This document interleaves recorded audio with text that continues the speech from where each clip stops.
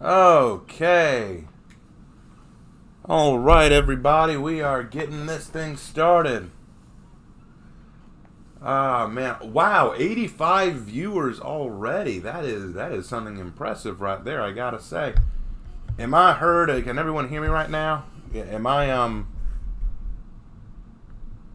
Can I get a response? Let me know if you can hear me.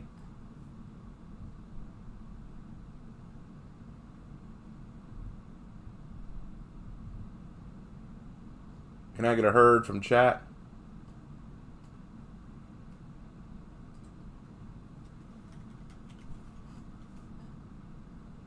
Lark, can you find out? I can hear you. Okay, awesome, awesome. Just making sure that we got that good.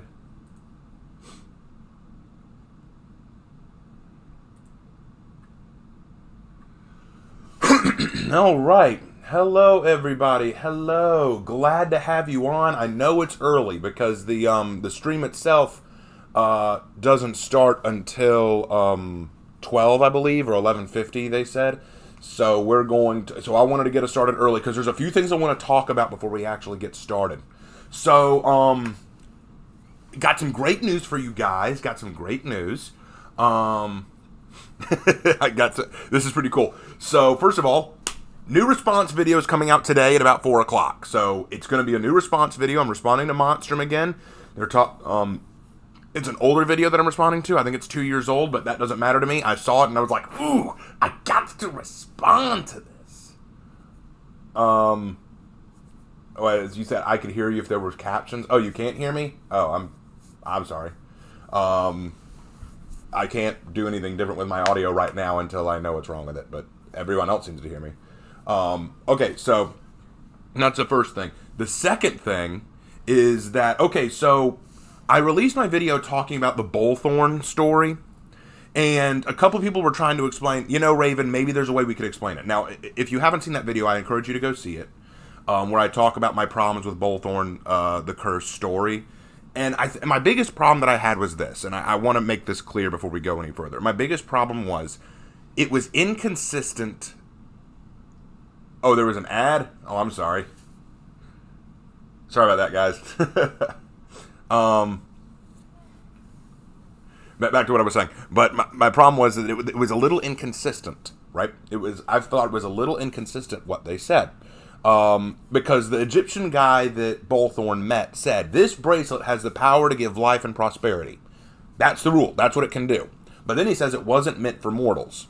Okay, so it's a warning that mortals shouldn't use it. But does it change what it can do based on if a mortal uses it? He doesn't say.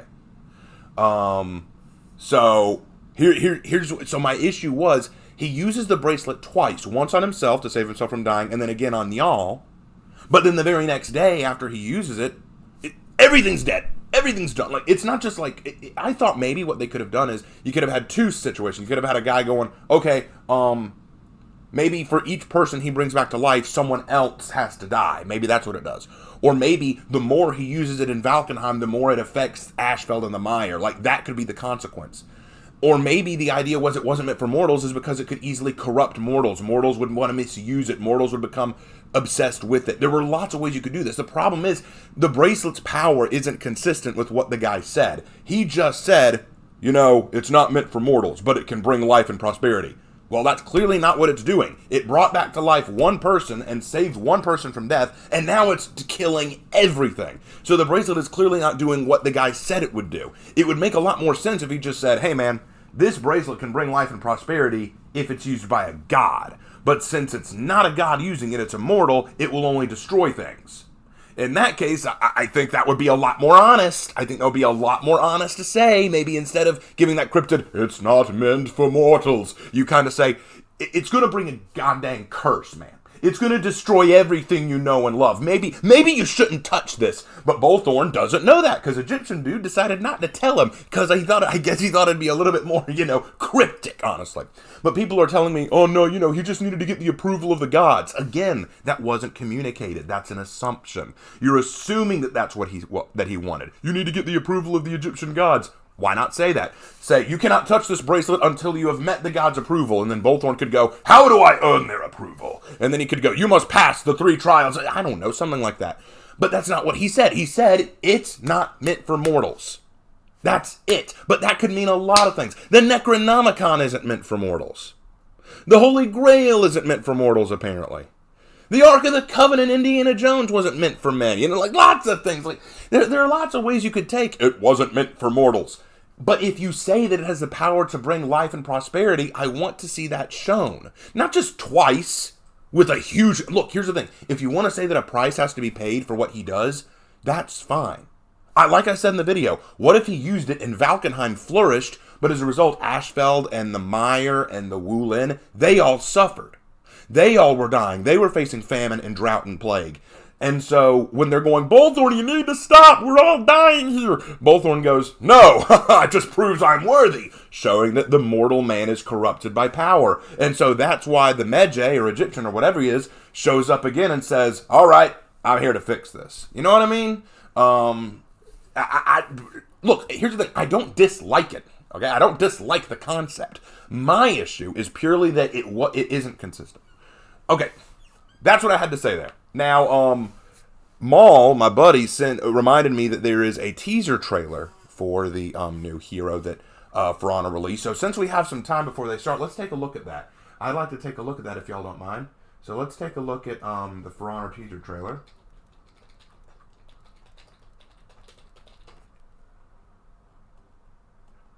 If it'll show up. If it'll show up. Alright, let's go to Ubisoft itself. They'll definitely have it.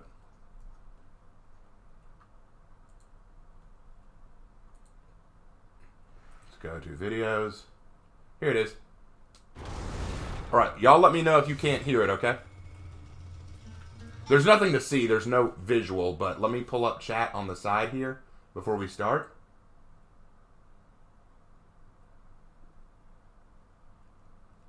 Here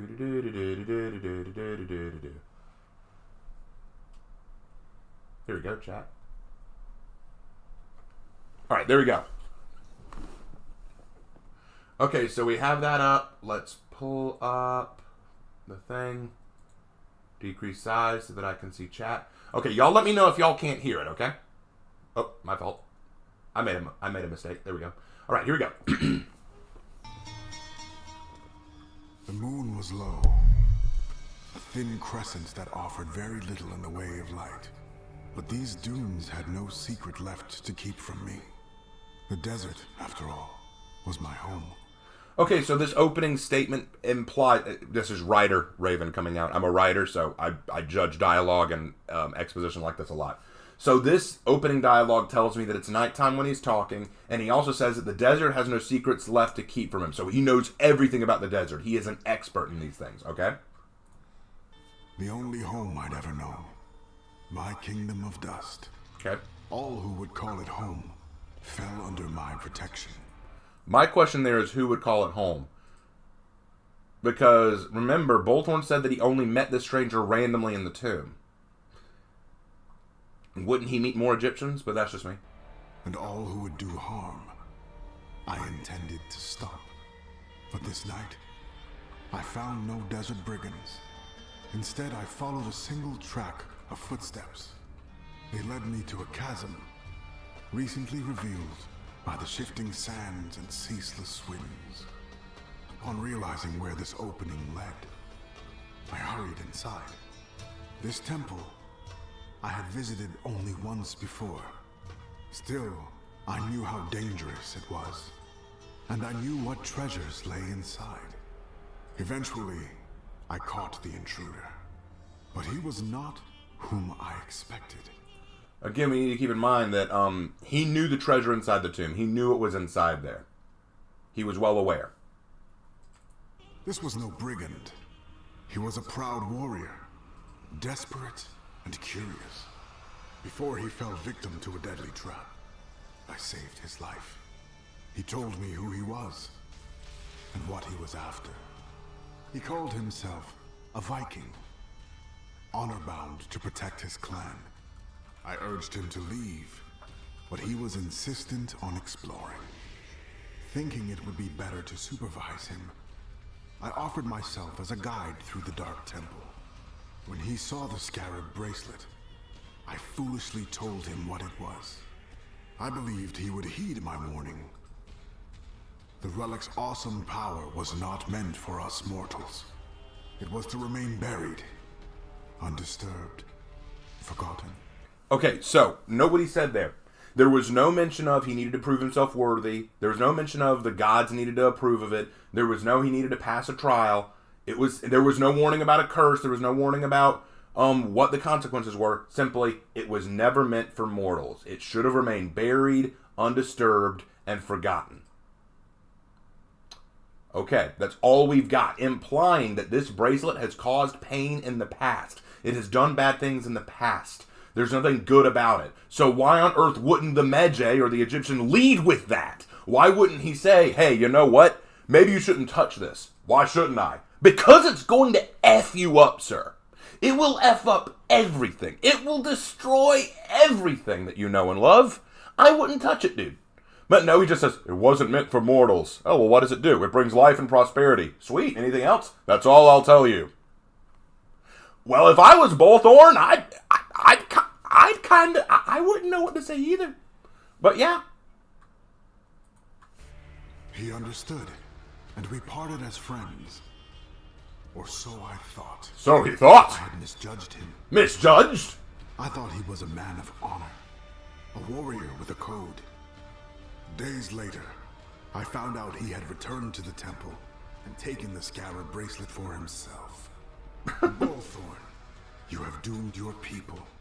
Now they suffer because of you. I would say you're partially to blame for that, dude. Because you didn't tell him what it could do to him. You didn't warn... The only thing you said is it's not meant for mortals. But that's not a warning of what it will actually do. You said earlier that Bullthorn was desperate. You could have told him, hey man, what you're looking for here won't give you what you're looking for. Instead, you told him it will give you exactly what you want, just at a price. And he's like, I'm willing to pay that price. You needed to better explain what that price was. You may not deserve my help, but they do. Okay, so Spirited Astros said, I think it's implied that the bracelet can provide life and prosperity or death and ruin. They do not say that, though. That's the thing. I'm basing this only on what they tell me. The implication is not very clear. But regardless of that point, that was always my big issue there. But, sorry, got the bark today. I'll get a drink before I get started. But that was my point on it. So, guys, I'm super hyped for what's coming up. It's going to be very entertaining. Looks like I'm not the only one doing live either. It looks like Havoc is. It looks like Slanderous is.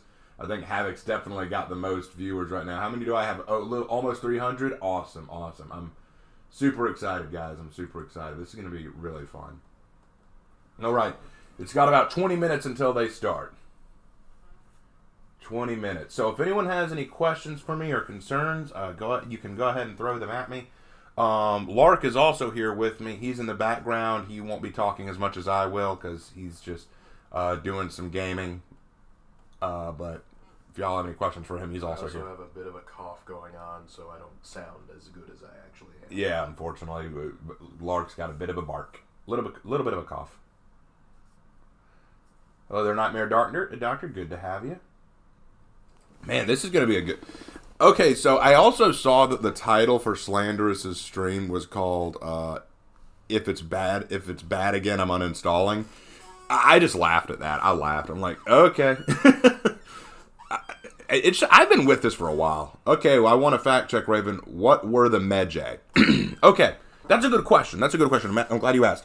I'll need to do more research before I do like a Heroes in History on it. I want to make sure I get all my facts down. But based on what I know... The Medjay were basically the equivalent of the ancient Egyptian police force. Like, they were the ancient Egyptian protectors. They defended the kingdom, they defended the pharaoh, they defended the people in a general sense.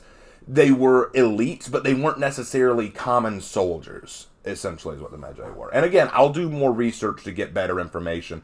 Because ancient Egypt is not one of my it's not one of my areas of expertise. My areas of expertise in terms of ancient history fall in Japan. They fall in Crusader history, European history, stuff like that. Those are my areas that I know the best. Egypt is, and of course, biblical history too. I like to think I'm pretty proficient in biblical history, but Egyptian history is a bit of a different note for me. But don't worry, I'll still do my due diligence. Hey Raven, can you rate the new Scent execution? Oh, Scent's got a new execution? Well, I'll take a look at that later. Not right now, but I'll take a look at it later. Yeah, I'm not uninstalling the game. Just go against bots if worse comes to worse. Yeah, see, that's the thing. I don't know why you'd want to uninstall. This is such a fun game. Just out of curiosity, Raven, what is your background in?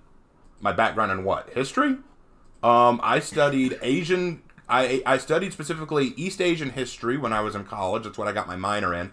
I took a few online courses on Crusader history.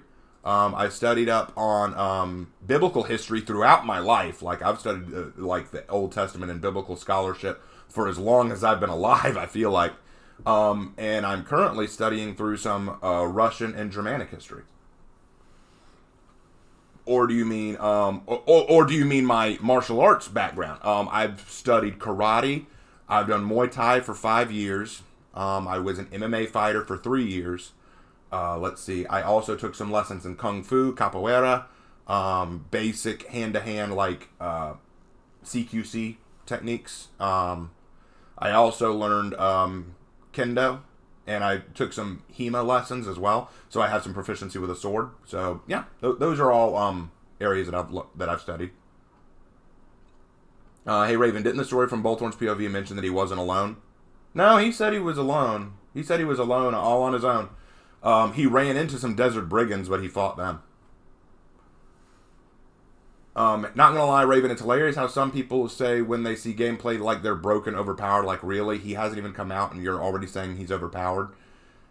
You know, it's kind of funny. I don't know. I feel like we are too quick to judge too often. The Almighty Egg asks, how old are you? I'm 29. I'm 29 years old. Did you fight in the MMA championships? No, mine fights were usually mostly regional. I think I fought a few people from across the U.S. Like, I know I fought one guy from Texas, at least one guy, and another guy from, I think he was from Nevada, but I don't remember. I think he was from Nevada, but I fought a few people from around the United States, but I wasn't, like, UFC certified. Hey, Raven, do you think the new scare bracelet needs a... Oh, I couldn't read it. Later! Raven, Snake, Engage, and CQC. I wonder what his moveset will be like. I'm curious, too. The new hero from the start is going to be broken like the others before them. Well, I mean, that's obvious. Like, they always do that. Every new hero that comes out is going to be a little broken or a little underwhelming. And then they fix it later. I mean, they've done that before. So, I don't see why this is anything new. And besides, if people are really so upset about broken characters, take a look at Kyoshin and Pirate. They're still broken as far as I'm concerned. $5 from Titanium Toy Maker. Hey, Raven, I've really tried looking and researching, but need a man to give me an idea. How would this Palm Axe be used? It's hard to find any records of it. Great question, Titanium, and thank you for the $5. I'll tell you what I've found. Based on my research, the Palm Axe did not exist the way we know it. What they're taking it from are images on Egyptian hieroglyphics where you see soldiers carrying these, but what they most likely are banners.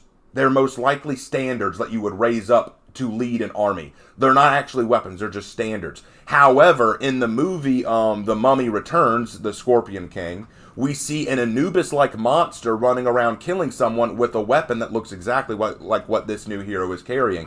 So I think people assume it is some kind of weapon, when in reality it's just a standard. So I do not think it is an actual legit weapon. I think it is a pop cultural misinterpretation of a hieroglyphic.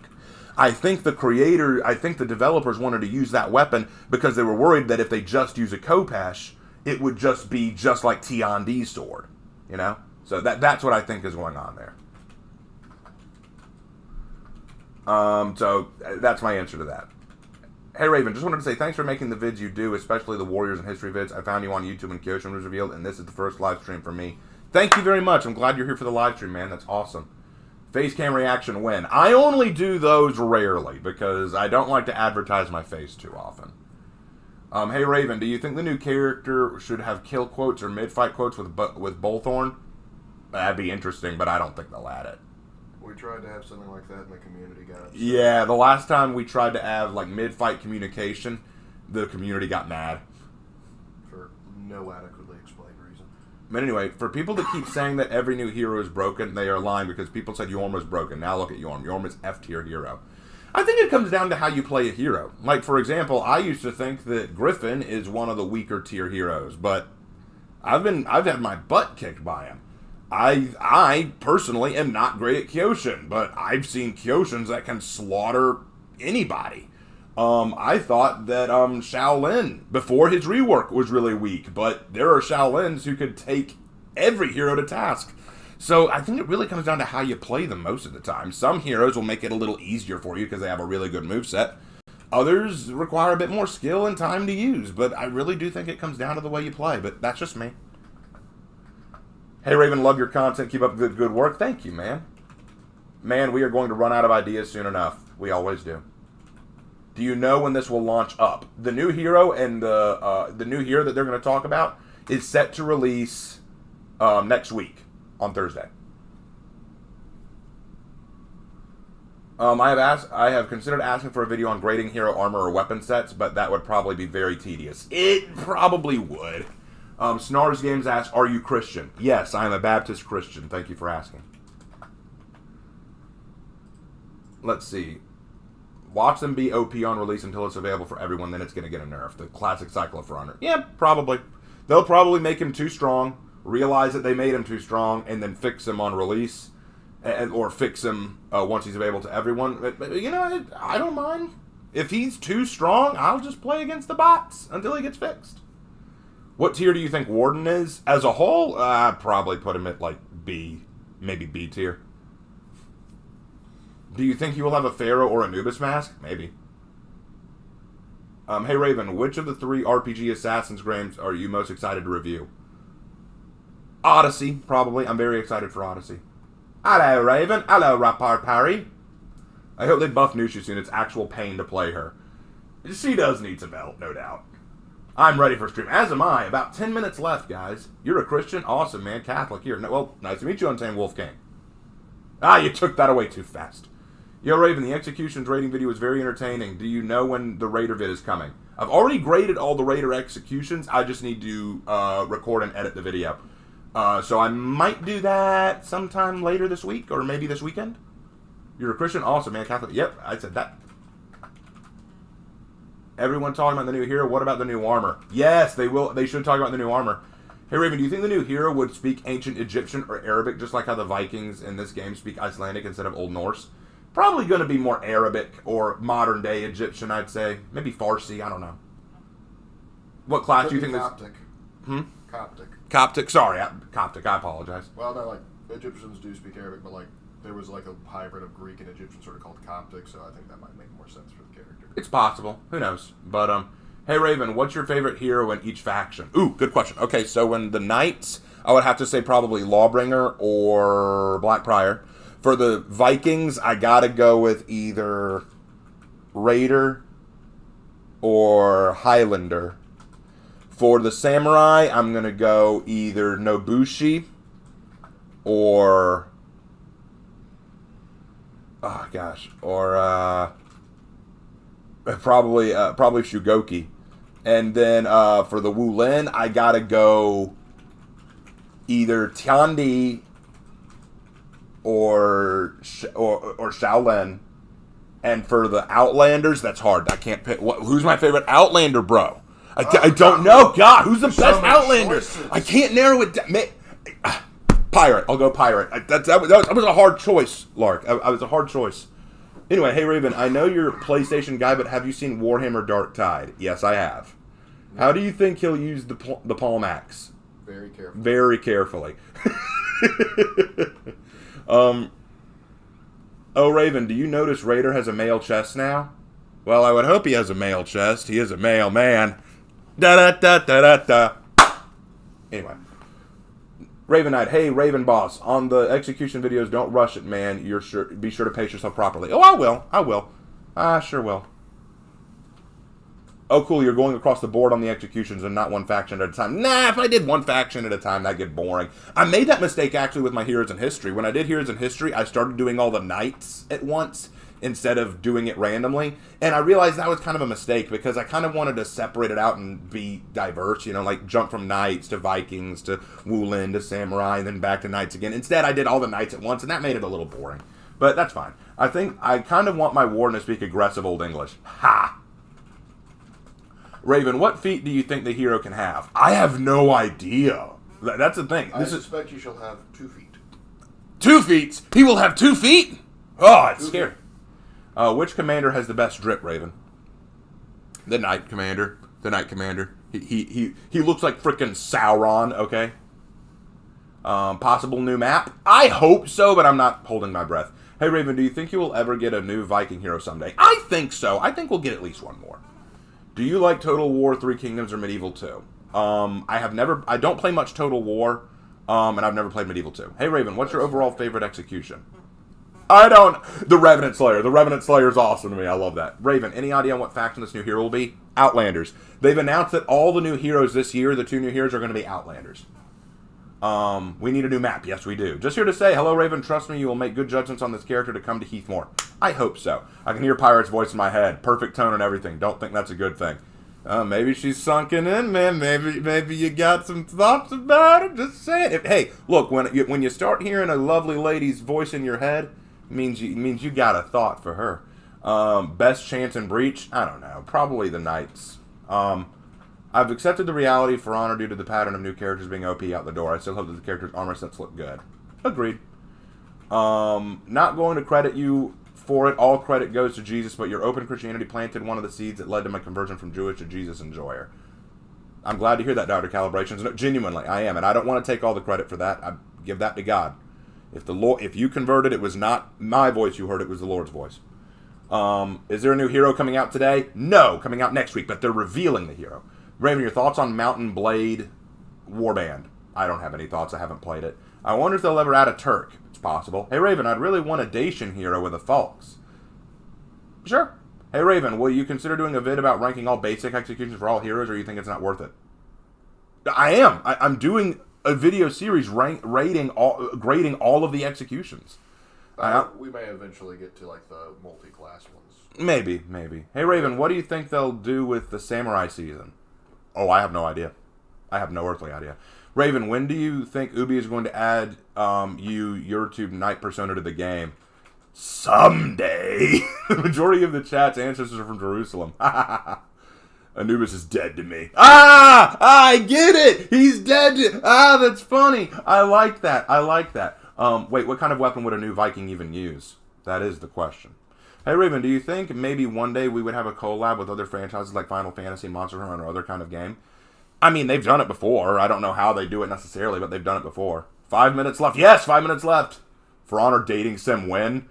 Probably never. Hey, Raven, which For Honor hero would you date, including female versions of them? Okay, that's a tough one. Peacekeeper would shift me. Peacekeeper would stab me in the back on a bad date, so maybe not her. Nobushi, I've dated a girl from Japan. I think I could sort of meld my way back into Nobushi's heart. Female Warden would probably be loyal.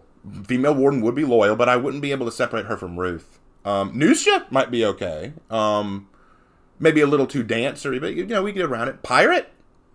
Nah, she'd steal all my money and lie about it. I feel like females on who would be really great at barbecue. Oh, for sure. Shaman's too crazy. Okay, let's be real. That's more of a dog. Valkyrie would be good, but I'd have to get her to come out of her shell a little bit. She won't take off that mask. Show your face a little, honey. You look beautiful. Warmonger's just scary. Like, she's that girl that you just don't want to be near. Female Raider would just bench press you. Yeah, I mean, she'd be a sugar mama, but, just that's the thing. She'd be your mama. Anyone else? Warmonger would kill us. Yeah, female Berserker would just try to sell me drugs. Female Raider might be interesting. Said bench press. She'd bench press me, yeah, for sure. Kensei, maybe? I mean, devoted. That's a higher social standing than we're willing to get. Hitakiri would just kill me. Like, that's not even... Like, that's a crazy level we typically don't want to get into. Black Prior would just want to read me her poetry. Let's be real. Or the Bible, either way. Either one. As soon as she turns to the Song of Solomon, that's when you need to start backing away. Gladiator would just want to show off all the time. Like, she'd want to challenge me to sports matches just to prove she's better than me. Gladiator! Anyway. Obscure reference there. Who else? Tiandi, I don't know. I don't like a girl who's louder than me. Like, I think that's the only thing there. Yeah, she dance circles around you. She dance circle. It's very true. This time, China on ice. China on ice. I like that. Hey, Raven, do you think you'll rate Universal Fantasy X's at one point? Probably. But I want to get through all the unique ones first. Female son who is a baddie. Agreed. I'd let female Raider split me in half. I'll bet you would. Nobushi X Warden. Thomas Salazar up in here speaking truth. Hey, Raven, what's your opinions on VR? It's virtual and it's reality. But it's not my reality. This accuracy is. I feel like Anakin Skywalker would hate ancient Egypt because of all the sand. Okay, we've got about 2 minutes left. I'm going to go get a drink before we get started. I'll be right back.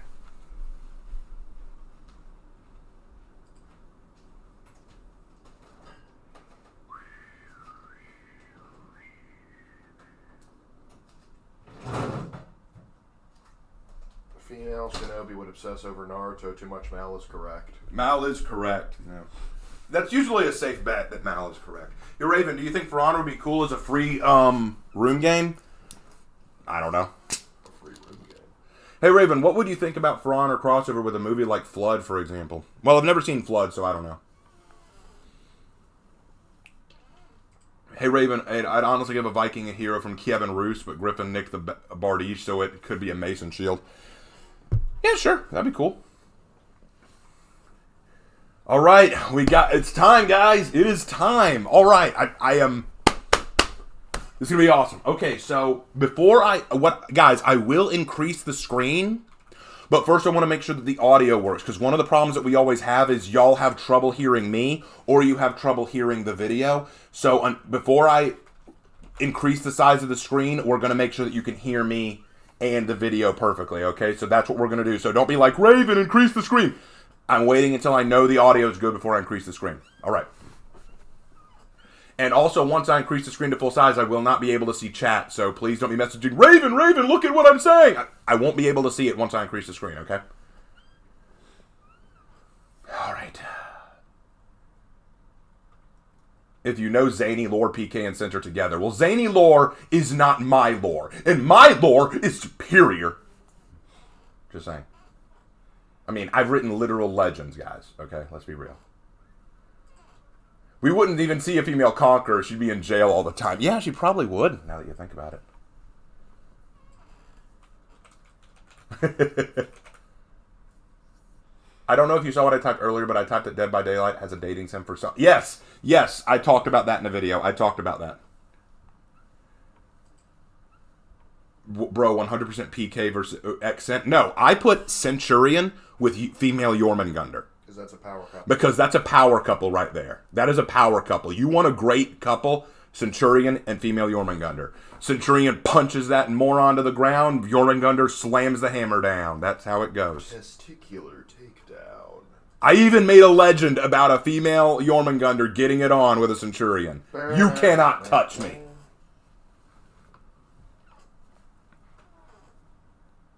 Y'all couldn't see it, but Lark literally just leaned over and touched my arm to prove that he could, so...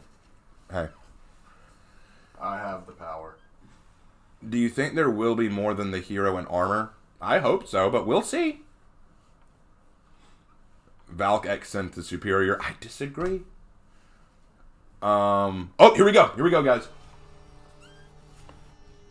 They got 9 minutes left until the stream starts. Y'all, you're a liar! All right. Are you gonna play the DBD's dating sim? You're goddamn right. I prefer Hitakuri X Black Prior. I could maybe I could see that. Pirate with Zerk? No. Pirate is married to her work.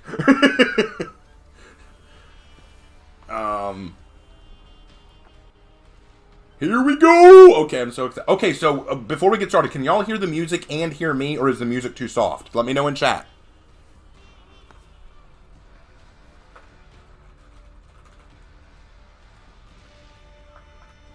It's a bit soft. Okay, the volume's a little soft. Okay, thanks for telling me. Let's go ahead and adjust that while we're here. Let's go ahead and adjust that.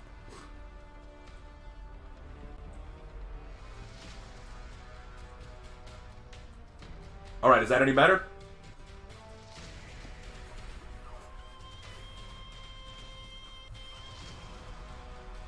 Lark, actually, could you throw on your headphones and also help with that? Could you see if the music is loud enough? Because I know on my end it sounds loud enough, but I don't know how it sounds to you guys. It's good. You think you can hear it fine? Well, they're saying to increase the music, but I can hear it fine. All right, I'll increase. Headphones, so I'll increase it a bit more. Now it's at max. I can't take it any higher than that. Is that any better, guys? they're saying better. Okay, they're all saying better, so apparently it's good.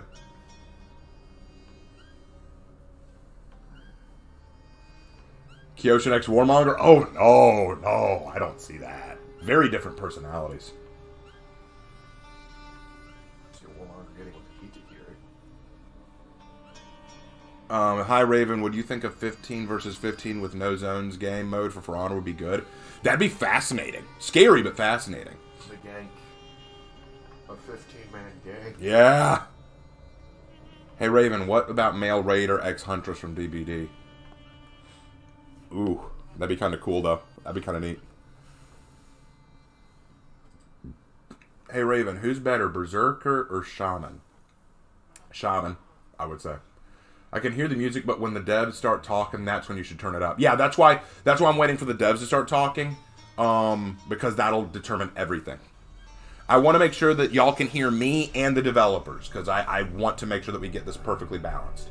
Because this is also going to be a little bit interesting. This live stream is going to be a live stream, not a from home pre-recorded stream, but a actual in-the-house live stream. They said this is the live edition, so this is not going to be a from home pre-recorded. So I don't know how that's going to affect the audio. This is going to be my first time doing a actual Warriors in live stream that doesn't have them, you know, like doing it from home. Hey Raven, smash or pass for Honor tier list, would you do it? I don't think I'd do it. April Fool's is next year. Maybe I'll do it for April Fool's next year. That could be a thought. Or Valentine's Day. I hear you just fine. Excellent. Warlord X rework.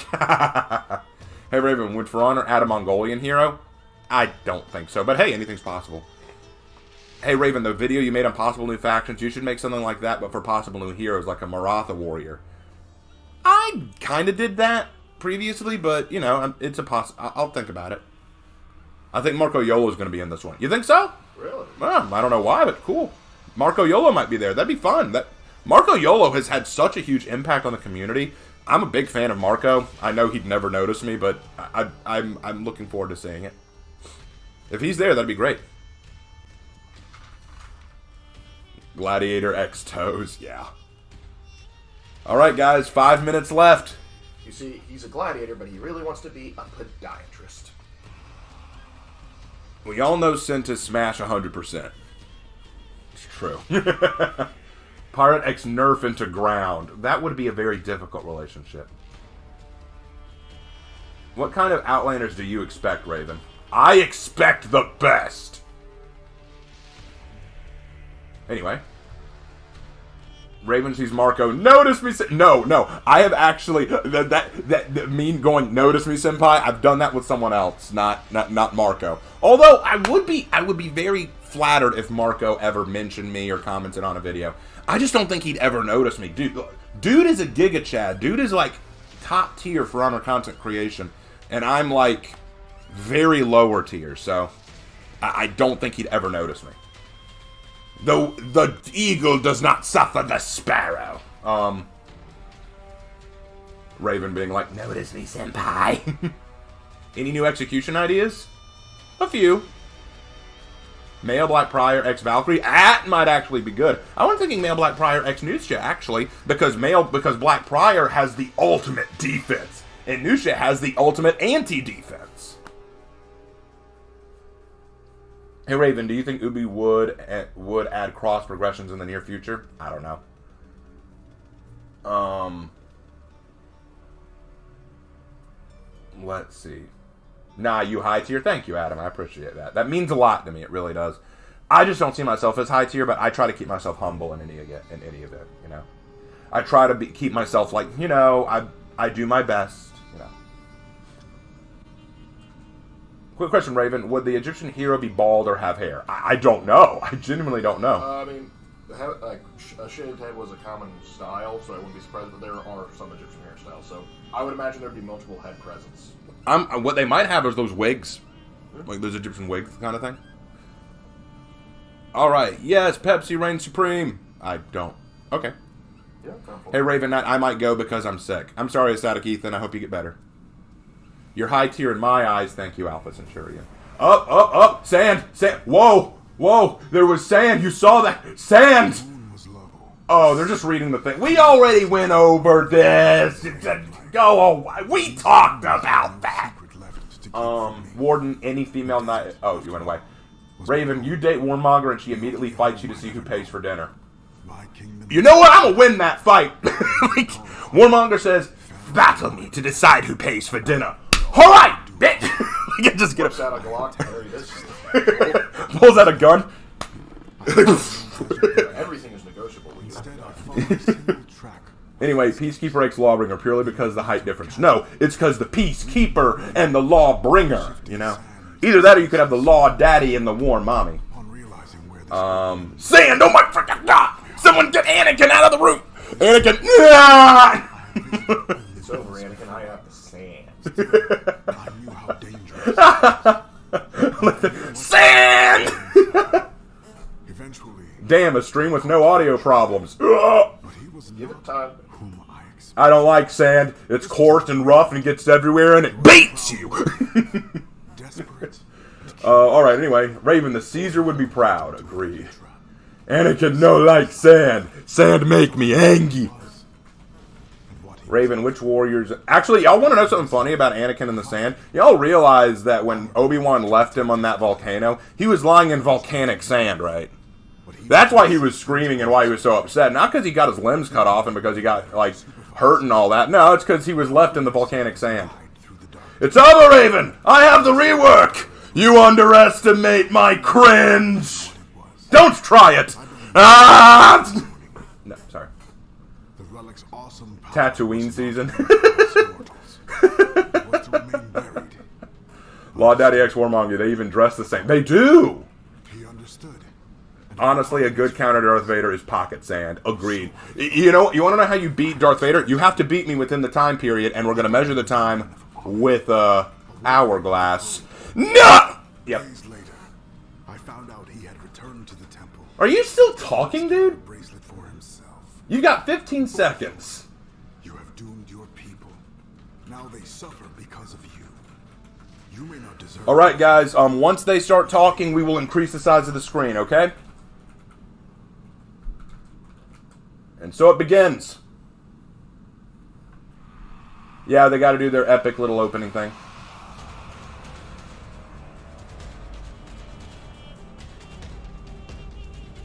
I actually do like this opening thing. This is really cool. Showing, like, all the hero trailers.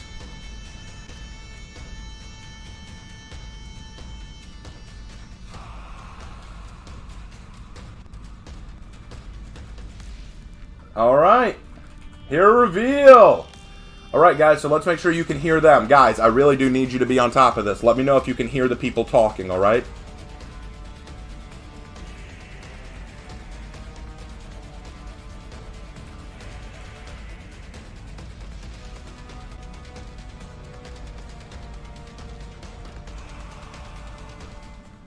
Greetings, players, warriors. Warriors! Den is live. What are you wearing, sir? Get that off of your chest. Get that off of your shoes. Like, take off the... Yeah, Go get your man card back. it's live. So we're not going to be able to do this. You gotta be working for flash hits to rock something like that. Yeah, you need to be working for flash kits if you're going to But look like we've that. got a new hero And we wanted to be here with you. Can y'all all hear it? Can y'all all hear this? So we've Okay. been through everything. I've swabbed my nose like 1,000 times to be here. So we're just excited to join into everything with you guys. Yeah, We've they got can hear. players. All right, then I'm going to increase the screen. Here we go. Half the comp roster. It's so awesome. Anyway, Okay. but before we get into all the nitty gritty. Awesome. Anyway, but before we get into all the nitty gritty, Vanessa, thank you for joining me Thank today. you. Thank you for having me. You've been on the Warriors Den Yes, before, yes. but never as a host. So we got Vanessa on the I stream mean, today. I'm excited. It's the Euro reveal, so it's gonna be great. All right, and I believe we have things dropping. Yes, we do have. Twitch drops. So every 30 minutes of viewing. I don't care about the Twitch you'll drops. get Leave the that Twitch drop, drops at home. right? And also a chance to win 100. I don't need it. Reward, so that's great. But that's If not you all. guys like your If Twitch you're a drops, you can viewer have your or Twitch a drops. I don't streamer, care about so the Twitch there's, drops. More reward as well. So if Oh, you're they're a saying it's a viewer little harder through to the hear partner them. directory. Oh, it you is? can Oh, shoot. Oh, let me see. Get even more reward up to 24 hours through the week of July 28th up to let's August see. 4th. And if you're a streamer, if that's Maybe your I can thing, decrease my own if volume you a end up in little the bit, top make 10, that like easier. most popular one, you will get 100,000 still as well. Yeah, I think if you just so lower your own volume, you'll be fine. yeah, How does that it's sound, free bro? the game. The riches. I want you on your headphones One here. of the top 10 streamers. Do it. That's it, but that's not all, Brian, because we're live, because it's a big show today. We also have Can you hear me? And week. can you hear them? free week. I've been waiting for the free week. So starting July 28th up to August 3rd. Is everything good, bro? Free on it's Ubisoft good. Connect. You think it's good? Guys, can y'all hear me and hear them okay? Yeah, I'm you can do it for excited. free. So that's the week of July 28th. Yes. You're going to be able to invite your friends to try the game out for free and to help. Everyone says we're good, so keep an eye on that, bro. To get on board so you can finally Yeah, complete they're saying that it's allied. Okay, good. We're good then. For the first time. All right, let's do it. We're bringing back friend referral program. Yay. So invite as many friends as you want. You can get up to 5. Haha, John June and Shugoki doing the chest bump. They can. The problem with them doing the chest bump is Shugoki would knock that old man out. And to help them like stick and stay in For Honor, we want to expose them to our awesome community and all of the memes and dreams. And so For Honor is coming to TikTok. That's right. This is it. You're gonna For see Honor's coming to made TikTok? by Our team. Why? Right there Why? on Ubisoft TikTok, so you can look for that. But enough about the ticks and the talks. I think we've got some stuff to recap. Yes, it's been a big year. We're halfway through it. We started big with a pretty boy, hero skin. Heat conditions. Ramiel, Ramiel came in. All right, We all also right. had a wyvern. It's not a dragon, it's a wyvern. Kevin, But he is the best boy. he's the best boy. So that was great for the golden age. Starting the year big. Season 2, so that's right now. We just went through TU1 with a hero skin as well, and TU. Whoa, whoa! You showed it. You showed it. Glitch. Is it me? Show it. I'll get a tech person. Yeah, okay. Pull it up. So season 3, you will notice, I'm pretty sure you noticed that TU1 we don't have a hero skin, but it's coming at TU2. Okay, so season 3 will have the hero I skin can't second half. Okay. related event. I was a little scared when they told me about it. Spooky about it. And, Oh, it's gonna that's be an why October we'll thing. We hear you guys. So crossplay course. phase 2. You will get more news during season 3 as well. So for to finish up the year, season 4, sorry. So much stuff. TU1 hero skin back to back, I'm and TU2 the latest Outlander hero that will beautifully wrap up the year. So that's gonna be great. I just want to make sure y'all heard that correct because I'm pretty sure as soon as we said crossplay phase 2, chat just lost its mind. New It's hero, coming. end of the year. Another So Outlander. more news later. But let's go back to this Yeah. season, Brian. We Yeah, have Okay, so here we go. Yeah. Yeah, we had the event Justice of the Pharaohs, or Justice of Pharaohs. They messed it up again. All right, so we're getting the new Battle hero Pass the and Heroes 28th, Game Armor Testing Variations Ground. the 28th, Covenant And, Games on Hero August Fest. 18th, Hero Coming Fest up August in 25th through season September 2, 8th, we've got- Battle of the there you Eclipse are. throwback Stop, event. Max. Okay. We've Okay. got armor variations. Make sure new hero. You heard it. I want to make sure new hero. It's Heroes coming. new. Yeah, I got you, brother. I And got you, then we brother. got, My ears are working. Ghost Masquerade What's it is say? coming back. Quick note on that though. The last 2 heroes Yeah, plus they're all the like new ones, Medjay. Isn't it? The name of Medjay? unfortunately are going to have some delayed content So they're associated just with doing the speculation. Horse- Yeah, it's gonna Ghost come later. Masquerade. I think. But it'll be coming. Don't worry about it. It'll be fine. And then we got Hero Fest. Yes. It's going to be Zanhu and Shavan. yes, Fiery Boy and Neck. Oh, Pirate and Sanhu are getting a Battle Hero of the Fest. Eclipse. Cool. I'm excited Cool. for I like this. a new execution for Pirate. Unabashed Peace Daddy War Mommy Stan. That's the was a OTP cool event, for yeah. me. Yeah. And again, the latest 2 heroes, so Kyoshin and Pirate, as well as the new hero. No offense, buddy, but that couch is way too low for you. You need a higher couch. You need to, or either that or stretch out your legs, brother. However, You know, get comfy. But wait, there's more. Silver lining, we are bringing back the event track. So if your job got in the way, school got in the way, your mom was like, clean your room, or your girlfriend was like, can we please have a date? And you didn't finish the event track, you'll be able to pick up right where you left off and finish that up, which is good for me because I'm missing some stuff for Shuggo the Huggo. So That's it. That's Did you- Oh, I'll finish the event track. Don't you worry there, buddy. Don't you worry. Is it the time to reveal? well, I mean, they put this Yeah, thing they up put here. some All right, guys, it's time for the reveal. Here we go. And we have some top tier tech stagehands Yeah. with us that you've never seen before in your life. But yeah, I think we should. Okay, that's funny. That's kind of funny. What it's about. Maybe we Should we could- drag it out? Yeah. Why does this look like a Love praise it. band Love it. location? Time and just run. I half expect a band to walk out. Holiness, holiness is what I long for. Okay, so 3, 2, 1.5, 1. Don't you tease me 1 like and that. 3/4. Stop teasing me! Okay, go do it. Do it. Whoa! Look at that Medjay hero. Yeah, Available we kind of knew the July name. 28th. We knew it was going to be Medjay. We heard that. Medjay. All right, it's a Medjay hero. We were right. Such a chest. And he is black. He is actually Nubian, apparently. Everything that we have Well, it for you looks today like about this but hero. based on like he could But be Nubian or it first, could be if your mind's not more. blown enough He could be already, more like Northern we got one Egyptian. more It's thing. possible. Well, the Nubians were southern One Egyptian. thing right Oh, now, they were. and that I'm is saying. the Medjay It could be like reveal trailer. the farther north you go in Egypt, Take like it the away. paler the skin tone goes. Yeah, but I'm just saying he's... Okay, here comes the... Let's see the trailer. Here's the trailer.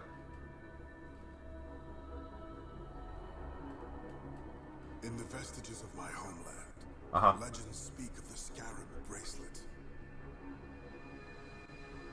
Right. fated to curse any other who would sully it. What is mine by right was stolen.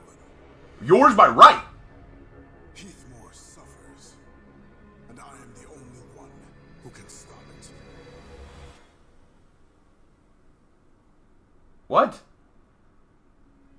Hi, Bullthorn. I talked about you.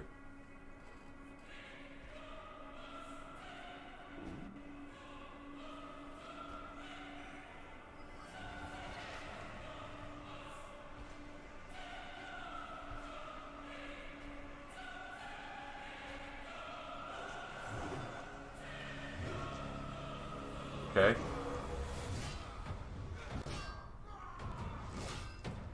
God attack. Oh! Oh, he got thrown! Oh, he separated! He separated the weapons!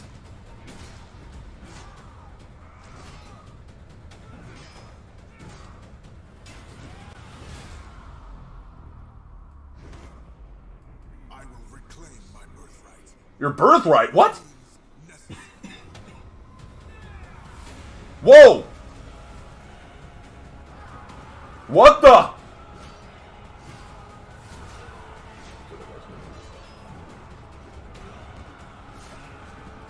What? Whoa! Okay, this is epic. Nice. Okay, I was pretty epic. I'm not gonna lie, I was pretty freaking epic. That was. We'll talk about this all at the end. Oh, okay, but I want to hear this narrative because it sounds like they just contradicted themselves in a huge way. But let me hear what they actually have to say. I want to hear the writer on this. Because guys, that is a cool setup that he's trying to reclaim his birthright. But why did he say not to touch it? Why wouldn't he just wear it himself? I don't understand. Like, if it's his birthright, why didn't he go into the temple? He said that it should be What an amazing forgotten. I don't trailer. understand. Oh my God, I'm We'll so see. excited. That was so great. I have so many guests with me today. So Stefan, Jan, Andre, Andrew, Anastasia, welcome to the Warriors Den. Welcome to live. First time for Andre for Warriors Den and live as well. Wait, so you said live? This is live? yes, it's live. We're live, guys. Yeah. You're live. I hope you're not too stressed. It's fine. You're live, guys. You're live. It's gonna be a great show. So we'll dive into Medjay right now. So Stefan, tell us We're about wondering if we got Medjay. an Tell us about execution like the cancel creation of fee. this hero. Absolutely. No, that would be Really totally excited to bring broken. The Medjay hero, the Egyptian warrior. Basically, we know that the Outlanders have kind of opened up the world. The Pirates opened up the seas. We've opened up the Lost Horizons. And now we have the opportunity to have fighters from all around the world That's great. enter For Honor. So this is awesome. Thank you to the Outlanders faction. This is super cool. So what are the Outlanders to us, basically? It gives us two major kind of opportunities.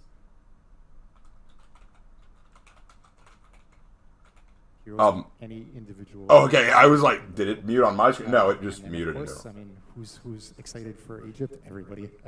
So this is our first on our hit parade, basically. Yeah, and they bring, I guess, with them different style of gameplay as well, unique stuff, right? Absolutely. That's the other kind of like core feature, really, of the Outlanders, is like what's like a unique gameplay opportunity for each. It keeps muting. Why does it keep muting? Unmute. As long as you're There we We go. have the props with us today. So the props that we Apparently, he's use at revealing some mocap, company we made secrets it he's not build supposed to be. on scale as well, so it's 8 feet long. I think you should like connect. And I know it's not Do a, it. yeah. Across the streams. Connect the sides. Fast as Medjay. There Very you go. nice. And so there's a magnet in it, but yeah. So yeah, that's great. I mean, it's fun to have a weapon and a play style really different with this hero. Absolutely. I mean, like you might know, like Highlander gets knocked out of its second form all the time. This character gets to sit in it, in-locked, all they want. So it's really cool. I can wait to dive more into gameplay later, but let's talk about the history of the character and the archetype. Like, who is Medjay?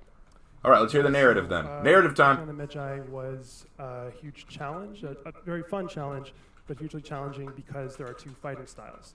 And so this created twice the work for all departments. When it came time to craft the archetype backstory, we knew that the weapon was definitely the starting point. And so our What, on the backstory eve for of battle, hero a great goes pharaoh won- that they whose developed name? this new dual-wielding fighting style in order to repel invaders. Because they are a lost civilization of Egypt. Unfortunately, in For Honor universe, Egypt's been destroyed in the Cataclysm. And so all these invaders want to come in now and pillage the remnants of their culture. And so the Medjay take their fan axe, split it in two. They have two twin axes, which makes them a bit speedier in fights. They can instantly reattach it, ideally for group fights, because that has a bit more of a wider reach. And so this makes them incredibly elite, deadly warriors. But what's also really remarkable about the Medjay is that they are noble warriors driven by a code. They're really not going to kill unless absolutely necessary to protect the innocent, once again to safeguard the secrets of their culture. I love that the narrative is connected to the gameplay, to the weapon, to the fighting style, so everything is connected. But you're not telling us the Weapon story. and also- Tell me the Great. story. Let's dive into the character itself, Jan. So what can you tell us about Neferka? Yeah, so Neferka is our main Medjay. He's the last descendant of the pharaohs, and he's the leader of the Medjay as a group. Now, as Andre said, in the world of For Honor, Egypt prospered a long time ago, but it was destroyed during the Cataclysm. So now it's left nothing but, desert sands and fallen ruins and all that. So the Medjay are like the last defenders of their culture. They keep that history alive through them, and Neferka is the leader of that whole endeavor, basically. And now, as we know, part of those relics, there is the scarab bracelet. And if that name sounds familiar, it's because it was the Star of TU1. Yes. It was a relic that Bullthorn, the Viking, stole from the temple. Yes, he Now, stole here's it. The thing about Bullthorn and Neferka is that when Bullthorn ventured in the desert, he crossed paths with Neferka. Neferka was on to him. Also, they met for real. They met for real. Neferka saw him go into the temple, and he thought he could befriend him, maybe guide him, try to protect their treasures, and like be a nice guy at the same time. Okay. But unfortunately, Bullthorn had ideas of his own. He betrayed Neferka's trust, stole the bracelet, and took it back home. He brought a curse with him He as brought the well. curse with him as well. Okay, It's but a sad friendship story. It's a super sad friendship story. It's actually inspired by Andre and I's Oh, really? friendship. Yeah, That's our origin That's story. how you Yeah. met, guys? Yeah, absolutely. Wow. But we saw the fight in the trailer Exactly. as well. So yeah, Neferka. Okay, but is I see a few problems. Kind of deserved this. I see a few problems with the narrative. But also, like, too many people are gonna die. And Is anyone else in chat noticing these problems? Am I the only one who's seeing this issue, this inconsistency? Yeah, I and think it's they're all being sort fight of too distracted by much. the fact that there's a new Oh hero my God, now. I love it. Okay, that's fair. Bringing the ancient Egypt into the world of Eat More. What was it for? 'Cause it's a good place, so what was it for? I love that face look right there on the right hand side, second one down, like the middle. He looks so. He does it just weird as he look a little effeminate there. No, now I wanted to replace that face with ooh, that's hot from Shaq. Replace the ooh from Shaq there. That's awesome. The Nile River. But over time, this meaning changes. It comes to mean desert ranger, because the Medjay become the elite police force in Egypt. Yes, and that is correct. Guards, and they really contribute to making Egypt the superpower of its day. And so the pharaohs tasked them with guarding the most valuable places in Egypt: temples, tombs, the borders. And so they're incredibly well-respected elite warriors. And this peaks around the 18th dynasty. Unfortunately, by the 20th dynasty, their names disappear from the records. And He's right, dude. He's right. He just explained the Medjay history. Elite warriors. It's crazy how many. Guys, he just explained the Medjay history. Wow, For Honor actually adhering to the history of the. So going into Art right now, Art, Andrew, Anastasia. So Andrew, what can you tell us about the creation of this hero, artistically speaking? Sorry. Thank you. The Medjay, the Neferka is a quite special character in For Honor history, because we started with the knight, Viking, and samurai, three specific cultures as a faction, and then a year after we introduced the Wulin as a different culture. After that, we were maintaining within these four different cultures, and then went on for about four. Then fifth year, we introduced the Outlander, hinting If he were any more some other soft, cultures like- existing outside. In that fact, Medjay is a quite special and meaningful character, because he gives us a possibility. He shows the possibility that there is other culture, other warriors that is existing from other country, which makes our map was flat, but now it's not. It's round. Well, the world is not flat. Believe it or not, it is a round. Sorry, what? The world is not. The world is round. What? Well, Breaking round, news? Your Honor. Was that a little shade on flat Earth theorists? Well, we were researching. Okay, so For Honor, culture, secretly it was Chad. exciting. New culture, Egypt, and Medjay brought us new style, new patterns, new silhouette. Everything was quite new. So the team, it kind of brought us a fresh wind to the For Honor team. Yeah. But as excited as it was for reality, it was a tough. There was a lot of challenge that we had to do, because it's a new culture that we had to adopt it into For Honor world. So it's not something that current or ancient Egypt just to bring it to For Honor. We have to retranslate it. So that was a quite good challenge, but that was quite exciting. But enough of that. Let's take a look at the concept art. Yes. All right, we get some concept art. Okay. Ooh, that actually looks sick. That looks like something you'd see. Y'all know the Tomb Kings from Warhammer? That looks like what they used to look like. That could be what they used to look like. He's a confident character. He's a strong, muscular. That's actually a really good look. Guy, so you don't want to mess with him when he's passing by. But in characteristic, a personality, we wanted to make him the caring, kind, warm, and responsible. So protecting his people and the innocent people. So that's something that we wanted to add it up. And also, he's an elite warrior. At the same time, he's a loyal bloodline. So his armor has a sophisticated decorations and engravings. He's got a lot of decorative armor. You probably wouldn't see that on an actual Egyptian warrior, but I mean, it's definitely creative licensure. I see a dagger. It looks like a Jambia on his back. I don't think Jambia were created at that time, but that's fine. I don't have an issue with that. Right. The weapon itself, I think, is mythical. I don't think that the fan axe or even the double-sided fan axe is real. The research in the Egypt was quite exciting, but that's not the only thing that was exciting. The other one that was catching our eyes was a mythology. Yes. So let's take a look at the set too. I mean, that's so great. That is really badass. I love that look. But you can tell that they're taking some creative liberties here. Actual Egyptian warriors would not wear that kind of headgear into battle. You'd overheat too fast. I don't think they had that kind of scale protective gear. Well, at the time of the Medjay, they wouldn't have that. Definitely at the They time. would have more of what We're was like gonna a take a look cloth at all the armor. various They would have either cloth armor or they just wouldn't wear armor. Yeah. Battlefield, but We're gonna see a lot of those. They would rely heavily on that shield. Yeah, they would have a shield. They would rely heavily on it. Yeah, so legit. That's not But quite accurate. during the Warriors Night, we usually don't show we have the a- back yeah, part of can it. we have a So here's version the where turntable yeah, the that shield we applied. prepare for you. So it's a sneak peek of how it's going to look on the back side of it. That looks so great.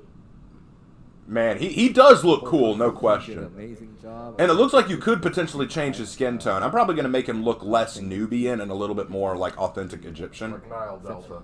Like Nile Delta level Egyptian. Like I would make him look like what an actual Medjay during that era would look like, I'd say. I know why they're doing it, diversity reasons, but nothing wrong with it at all. I'm just going to try to make it look more historically accurate because that's me. That's what I do. Very special, as we introduced at the beginning. Was that the weapon. The weapon. Yes, Anastasia, tell us more about the weapon and the design of the weapon because I see that it's pretty intricate. So. Okay, they're going to talk about the weapon now. Okay. Yeah, sure.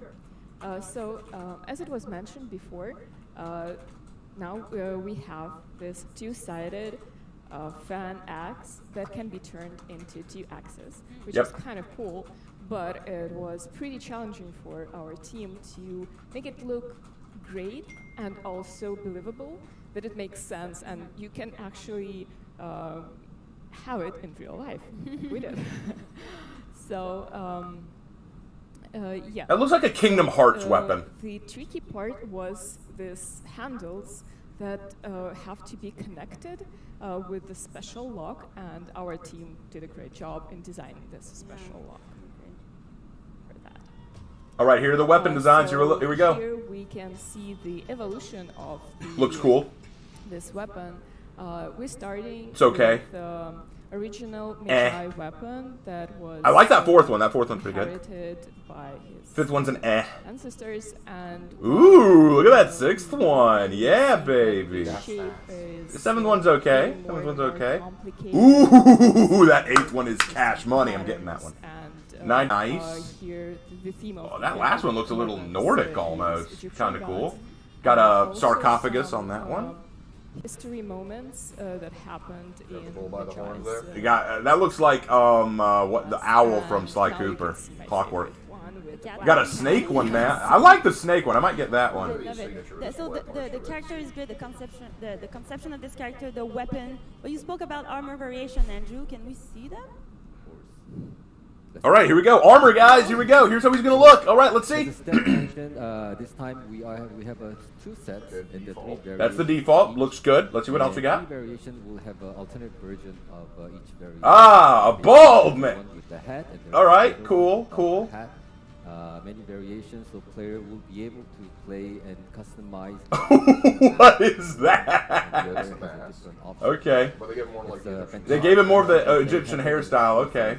That's not a mask. It's his face. Oh, it's face mask. Now that one looks good. That one looks really good. That looks really nice. I like that one. Next. It's Whoa. funny, Anastasia, because burial you mask. mentioned That's a bear. Yeah, that's a pharaoh burial mask. That's kind of cool. I like that. Look, he was got sort of like a mummy drip going on. Yeah. Make it like Yeah, another one with the mummy drip. Yeah, we're going with a mummy here. That's kind of cool. That's kind of cool. Very aesthetically pleasing. What else we got? What else we got? You ain't done. Give me some more. Another one of the Medjay secrets. how it Okay. works.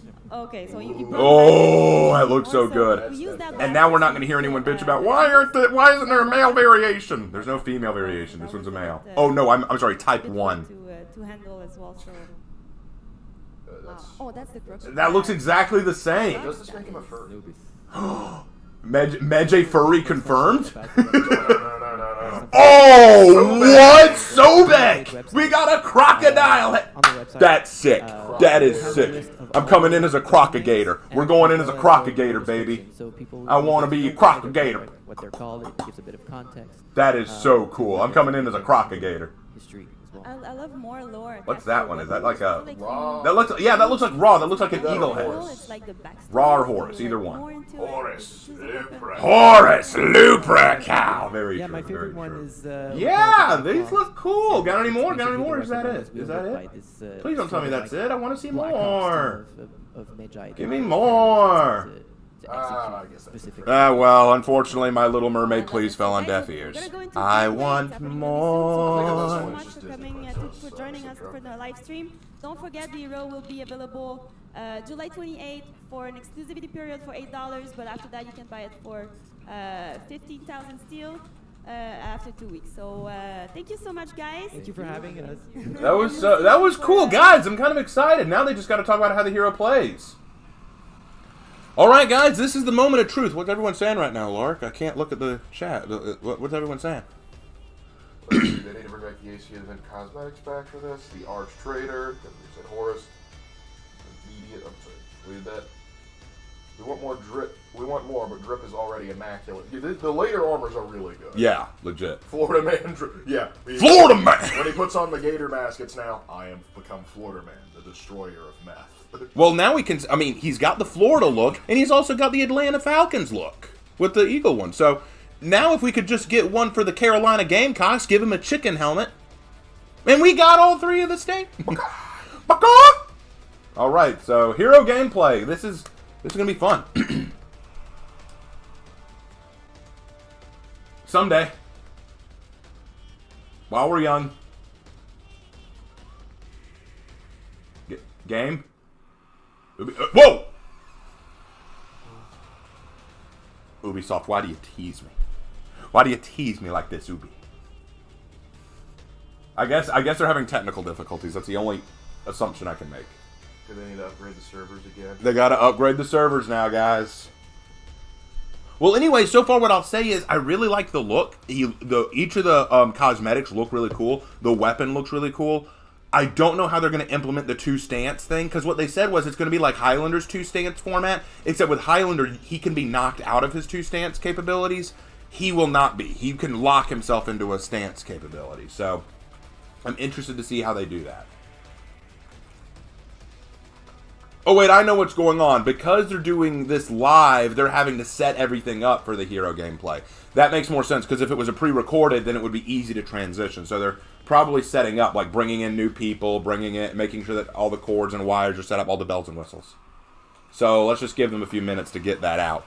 But in all seriousness, what I was I don't know what exactly I was expecting, but it really looks cool. I love that the guy, when talking about the narrative, brought up the actual history of the Medjay.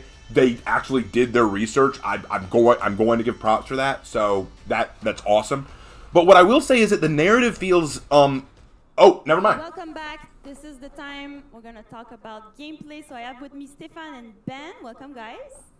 I hope you're doing well. Oh, yeah, we're doing super. So we are doing very Medjay. Ben, in 3 words, describe Medjay. Duality, specialized, and I'm going to add imposing. Okay, yeah. We'll get to why in the coming segment. Pretty for soon. Sure. Yep.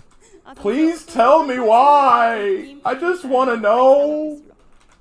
Absolutely. So, as we said before, an Outlander to us is really a unique culture, in this case Egyptian, which is cool. We just talked all about that. And the second is unique gameplay opportunities. As we said, Pirates has the feats in chain. Y'all excited? The Medjay has Lark, you may want to watch this too, bro. the ability to have. I know you got other things going on, but you may want to see this too. While in locked combat. Because I know you like Egyptian history. So, I do. unlike Highlander, where you get smacked and you're knocked out of your second mode all the time, this character gets to live in that mode as much as they want. So you have two completely kind of separate kits in the same kit. It's like 2 in 1. Exactly. Basically. Wow. So Ben, I feel like we should just dive into it. Yeah, let's get into it. So, this is All right, so here's how it works. Let's go with the chains first, right? Sure. Start with the basics. The chain, if you're familiar with Shaolin, it's exactly the same. So you're going into light, heavy, light, heavy, heavy, light, heavy, light. As long as you're alternating, you're going to get the chain going as long as you have stamina. Okay, so it's an infinite chain. Rounds are enhanced, so you can keep going all the time. And if you press light twice, for example, you're going to get into your finisher light. If you get heavy twice, you're going to go into your finisher heavy, and that's the end of your chain. Okay, so it's an infinite alternating That's chain. out of the way. As you can see, Sorry, can you throw a few more lights and heavies just so we can get all the damage values for those yeah. recording along at home? Yes. there you go. The animation looks good. This doesn't look automatically ripped. This actually looks really good. Everything is uninterruptible stance as soon as you get into the chain. The fact that he has this gigantic staff and holding it like really on the end means that he has really imposing arcs. And basically, this is kind of telling you that this is a hero that's going to be comfortable in group fights when he's in staff mode. Let's get through the rest of the kit real quick. Sure. So you have side dodge heavies, classic. Side dodge heavy, dodge that's those fine. pesky Blackbriar bashes and shoulder bashes. Dodge forward heavy, which, if I can show it up here, does what it should do, which is close the gap, prevent someone from rolling out, initiate combat, etc. We have the zone, which, as you can see, has very short forward range, but that's on purpose because usually you want to kind of target the guy in front of you and hit the guy that's behind you. If it would go forward. No, I agree. I think that if you have a zone that's too wide range, that's that not a would good feel thing. A lot worse than have a zone that is like moving a lot forward. Next, we have the big payoff bind move, which is the dodge forward guard break. There you Whoa! go. Kind of like a demon embrace. It deals immediate damage and it chains into your chain lights, your chain heavies, all that good stuff. And you can even perform it after any light in chain. So you can target swap and hit someone in a group fight surprise, and you'll understand like why we're doing this a bit later when we get into the access mode. You'll see. I think that covers. Oh yeah, I guess we got the guard break punish, kind of not the usual one. So you'll have a top guard break punish for this hero. Remember, if you're playing Warlord, you know that you have to go top to get that. Yeah, Zhang Jun does too. Warlord and Zhang Jun both have a top. Okay, so it can be blocked from a side heavy, but a top heavy is guaranteed. Awesome. I like that. I think so. Let's just kind of sum up this form a little bit. So if you're in staff mode, you've got big trajectories, you've got uninterruptible stance, and you've got a really good gank melee move that lets you do direct damage and so on. So it's kind of speaking to you as like, if you're in a group fight, this is your group fight mode that you And the want to lane be. as well, I guess. Yeah, I can totally see this being a group fight mode. His attacks are slower, but they have wide arcs, so he can definitely, kind of like Raider, he kind of keeps a lot of people at a distance. I like that. So that's basically, we've seen one mode. This is what you want to use it for. So now the question is, what's the second mode? All right, so I mean, we're gonna talk about the mode switch a bit, I guess. So walk back and guard break is your mode switch special move. So backing up and hitting guard break switches. You are a bit vulnerable while you're doing this, so you don't want to be caught with your pants down, wanting to switch in the middle of a fight. But we have ways to speed that up. So, for example, you want to be in access mode coming into a fight. Yeah, this is a duel. I'm like, I don't want to be in staff mode. Boom. You can enter lock, back and guard break, and it's going to be a quick transform, we call. Same thing for every recovery that the character has can be cancelled with this quick transform. You can recover into the switch? As fast That's as possible. sick. And we even have it on a parry cancel. So if, Steph, you want to throw a heavy, there you go. You can switch. Whoa! To get your guaranteed damage that you would have had from like that. That's sick. That's kind of cool. Definitely, like you can just switch the mode like that, but you can really like do like a follow up like attack, axe, quick stand. Like, it's cool. It's cool that you're it's like, a really cool flow when pretty it gets versatile. going for sure. It's super cool to see. I love what we did here. Yeah, I'm super happy with it on parry, especially because that's a time, a lot of times, where you're like, oh, I thought it was a duel, but now it's a group fight. So I got to parry off at some point, and I can transform into the mode I want, or vice versa. Yeah. And while you're in axe, Ben, remember when we did like a hit reaction in axe? That was a big challenge that we had because it was always going back into a staff. And thank you to Tariq and the GPP team to helping us creating like magic, programmer magic to make it happen. So I don't know if you can show like when you get it into axe. So do it. There you go. So yeah, I mean this hero has been a long time. Okay, so he's not an assassin because he has a permanent guard, so I think he's a hybrid. Working on him. So either that or he's a vanguard, I can't tell. Super cool that we get yeah, to can we see some execution as well? I would say hybrid, yeah. The access mode stuff first. Okay, yes. I'm just too excited. Calm sorry. down. Sorry, Calm I'm down. too excited. I mean, she's the animator girl. So And before anyone says his stances are lifted from Berserker, let me be very clear, I don't care. Mode, he is Quite often you'll notice that a lot of fighting styles have similarities. But it means that whatever you're pressing in one mode, it's going to do something in the other mode. So if I go dodge forward heavy in access mode, there's something there. If I do side dodge heavy in access mode, there's something there. If I do zone, obviously there's a zone.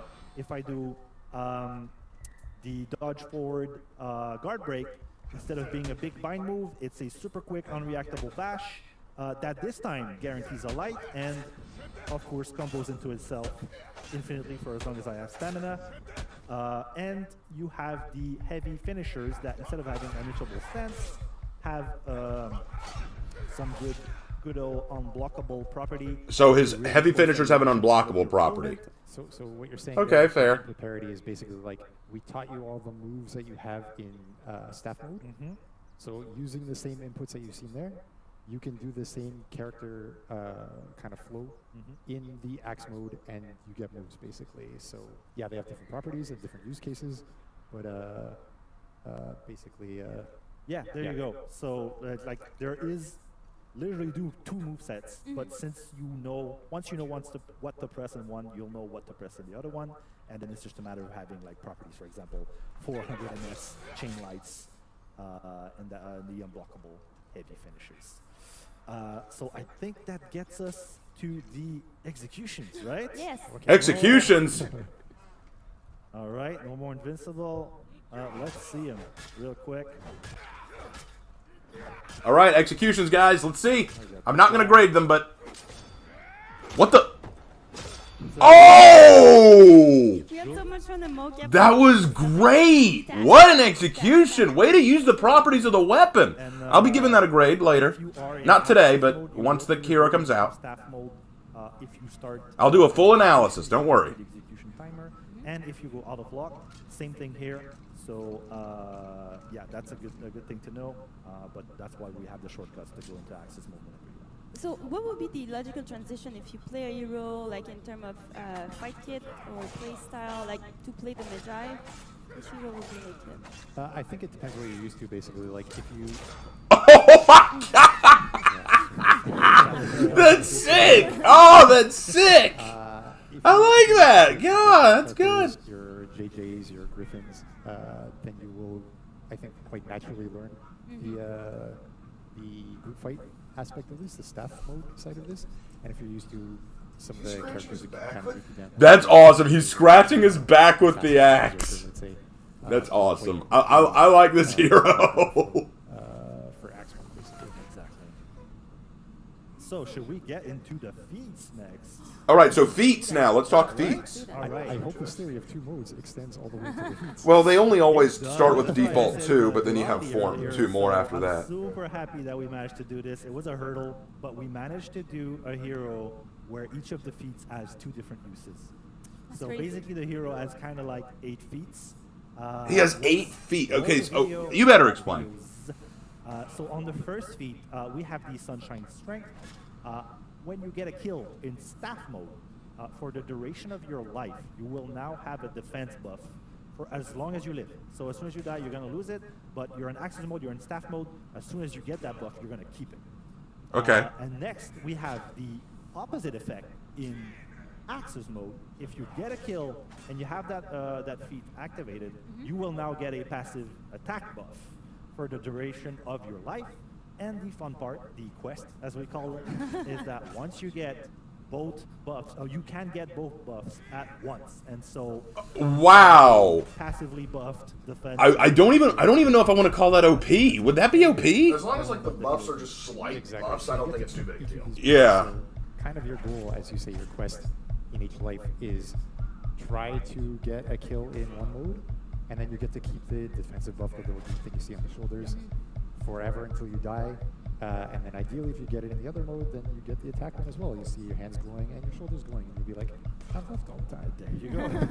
All right, moving on to the second feat, the Moonlight Drain, which, as its name implies, is a debuff. So if you hit your melee bind attack with the staff mode, you'll see a debuff on your opponent. That debuffs its defense. So this is your big bind move, the big gank move, that will hopefully have your allies nearby, ready to do heavies. And if your opponent is debuffed at the same time, he's gonna. Okay, as long as it doesn't last forever, that's the thing. If it made you permanently debuffed, staff equivalent, the axis equivalent. Sorry, you hit your little unreactable buff there. That's going to apply a debuff on the attack of the opponent, giving you an edge in that combat, in that duel, allowing you to tank a bit more damage.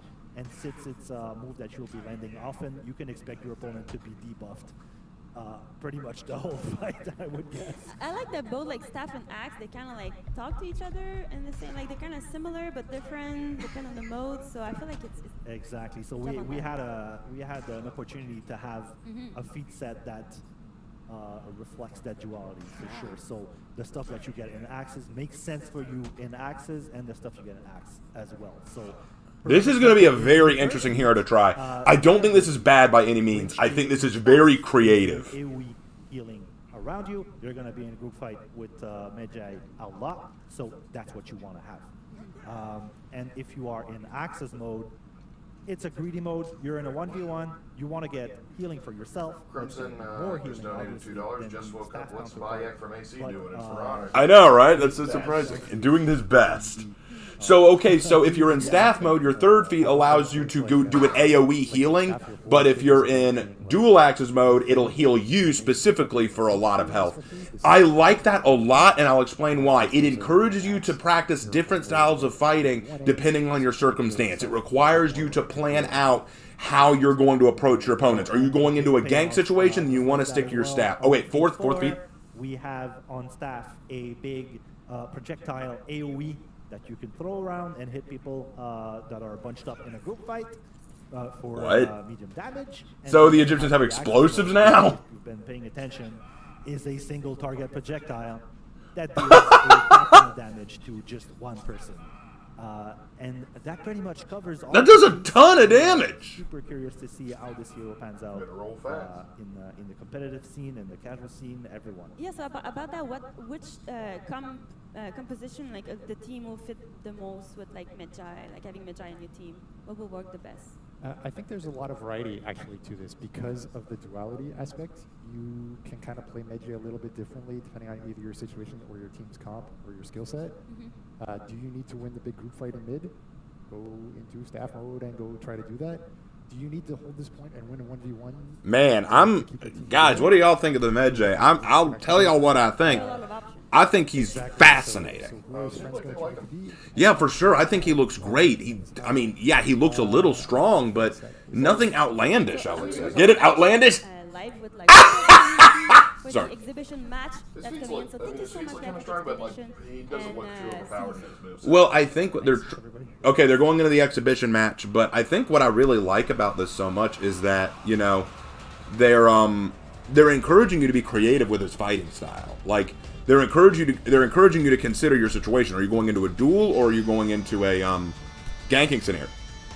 Because you have the toolkit for each, but you need to be careful how you use it. So I definitely like that.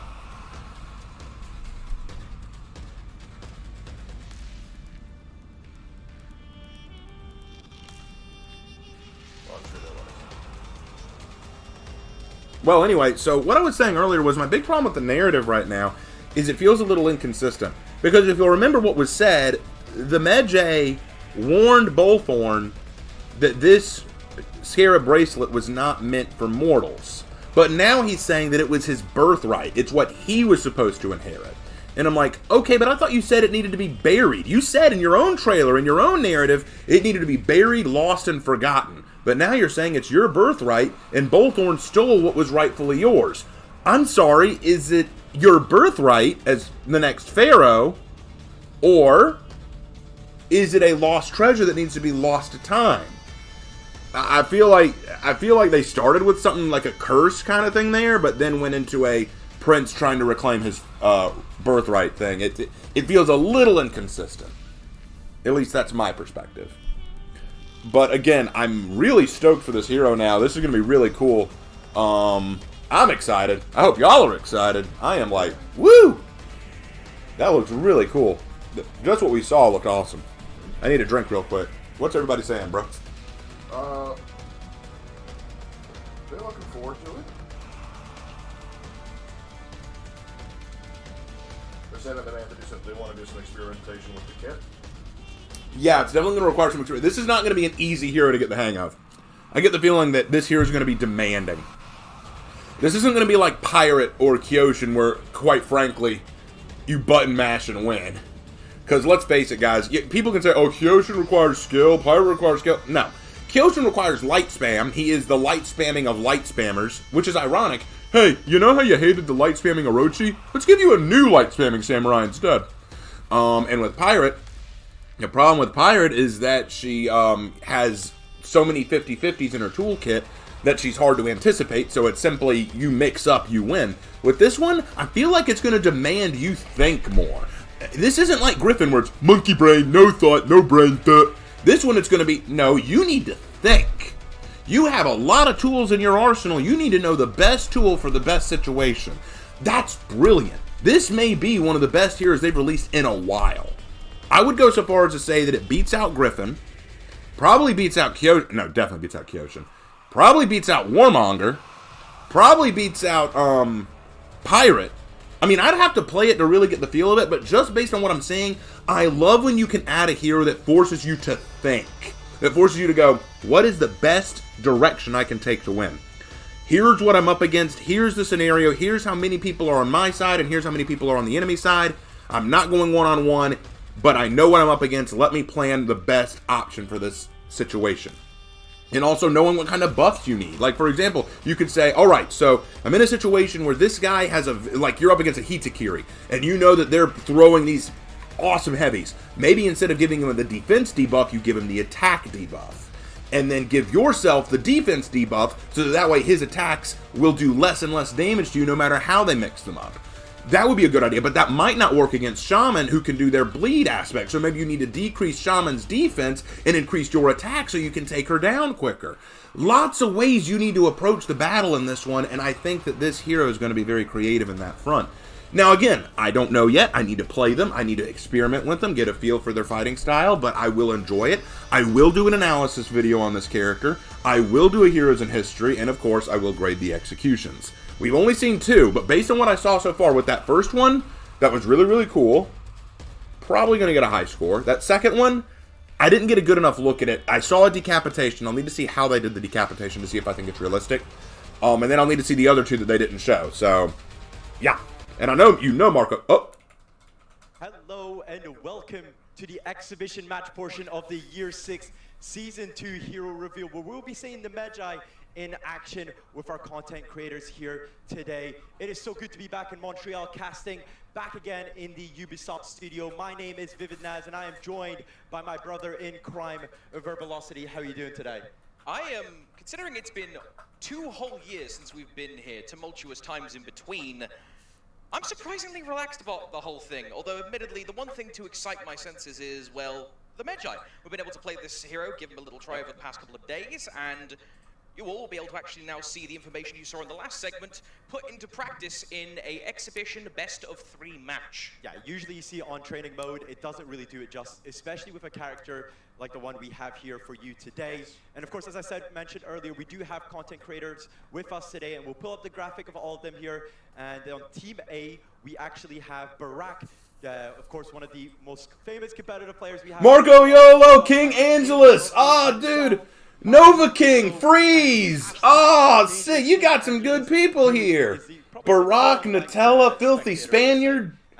I don't know Norgaz. I don't know him, but the rest I know. I know all these folks. In the competitive community, helping out with all TOs, helping out with any form of information, and also I think they have a cool project coming in soon in the forms of a website, which we won't dwell on too much. The Info Hub. However, another partner in crime to Filthy Spaniard is the captain of the blue team for this evening's proceedings. We have Nutella himself, one of the core 3 of that setup for the Info Hub. Next up, we have Norgaz, now arguably the voice of North American For Honor, like casual esports. Very happy to see him here and see what he pulls out. Will he pull out the Yorm? Will he not pull out the Yorm? We'll find out. He'll pull out the Yorm. You know he'll pull out the Yorm. Numbers man himself, Freeze. Now, when I heard that Freeze was going to be present here today, I was very curious to see what happens. One, from the devs' reactions to him, but also on top of that, just to see how he plays under the stage lights. Look at his GIF. The GIF is incredible. Right? Of course. And then finally, last but not least, the Orochi of the century, Nova King, is also present with us today, and I'll admit I'm rather chuffed about that. Yeah, so am I, and of course, you can see the next one. I managed to force Verb to get in the fusion pose with me. Of course, he didn't care. Y'all, they look like they're having so much fun right now. God, yeah, guys, totally dead game, by the way. Just so you know. The Medjay performed in this Dominion game. And I think we're kicking off on our first map of Citadel Gate, Verb. You know, Citadel Gate, it's a fun one. It is a nice neutral position to be in for the first match of the day. I do believe the map order... All right, so we're following Nutella. Second map, Overwatch. We'll go to a third map, Harbor. And we're going to see initially the staff mode being used here, and it's going to be judiciously useful in the mid lane, and the hyper armor is going to be so useful just to establish hard presence and pressure. Notice how everyone's using the Anubis mask. They all know the drip.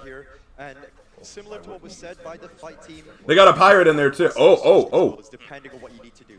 We did speak about how effective the staff mode is when it comes to clearing out the minions, and you can kind of see Nutella's constantly switching stances depending on what he has to do. Oh, he's down. He's down. But depending, he had to clear out a bunch of minions. He stayed in that staff mode, and then you saw him at one point switch to the axe mode when he was in a 1v1 situation.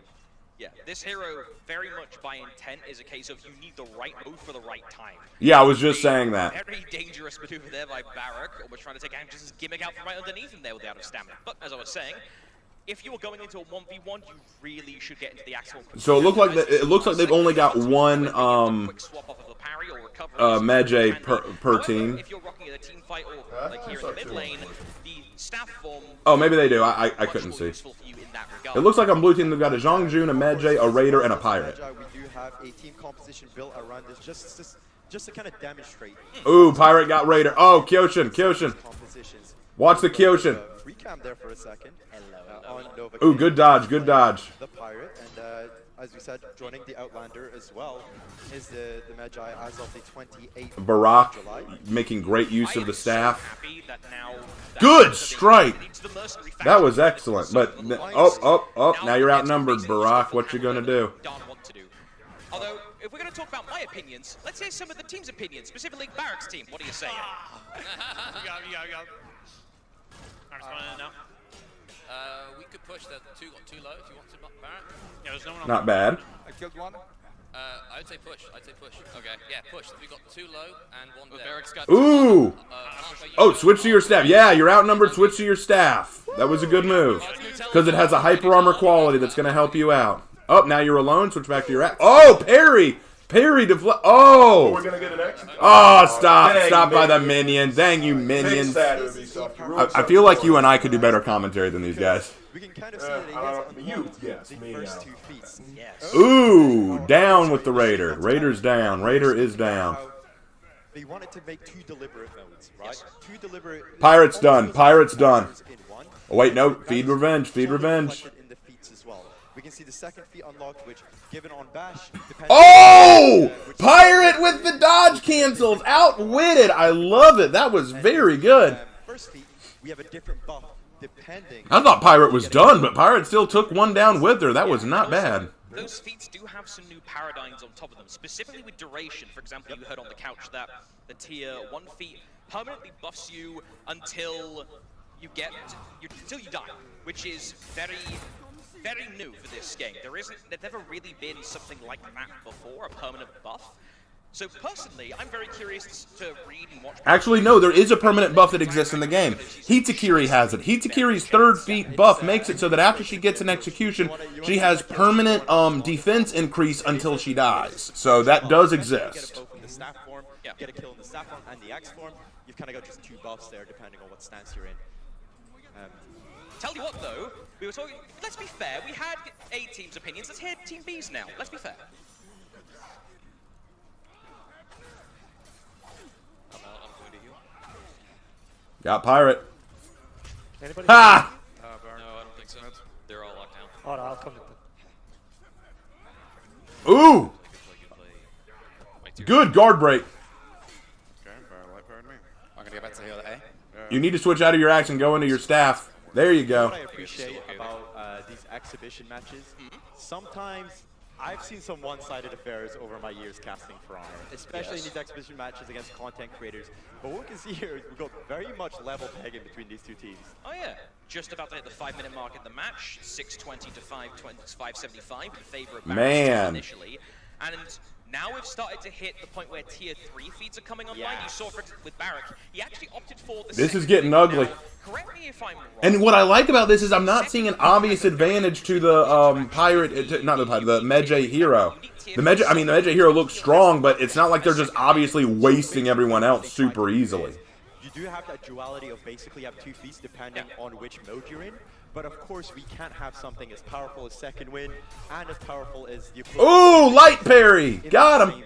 So the numbers are a bit lowered, but you still have that versatility where depending if you're, I think someone on the. Ooh, pirate with the mix-ups! Or if you're not, if you want to heal your teammates or if you want to heal. Yeah, we got a pirate with a firearm versus an Egyptian with lacking chest armor. I think I know who's got this one.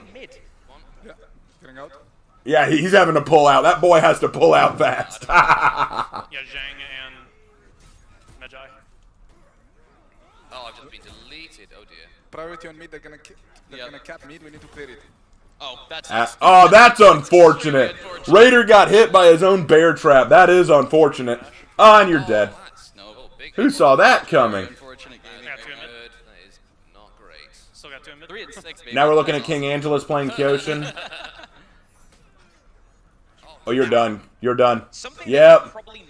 You got trapped, Kyoshin. No way you were getting out of that. Is occasionally Medjay is getting put out of his depth in certain areas, and going back to what you talked about with the feats, that is actually a price you will pay if you pick up Medjay. Medjay is not a master of all. He is kind of the first true jack of all trades character. He can team fight decently well, but he's not a JJ. Yeah, he's not a JJ. Yeah. He can duel very well, but he's not a raider. Exactly, and I think that's what it was a very deliberate choice. They didn't. Yeah, I actually kind of agree with what they're saying there. They're saying that the Medjay is a jack of all trades but a master of none. I definitely agree with that. I don't think he's the best duelist I've ever seen. With his axes, he can be proficient, but he's no pirate. As far as group fights are concerned, his whole weapon is useful, but it's slower, and that means it's predictable. But the hyper armor variation helps it out a great deal. So he's definitely no JJ or anything like that. So I would definitely say, yeah, for sure, he's definitely got a lot. He's got a lot in his kit, but it can only do so much. Oh, there we go. Pulled his revenge. Get him dead. I'm coming to help you, Nutella. I've got my tier 3.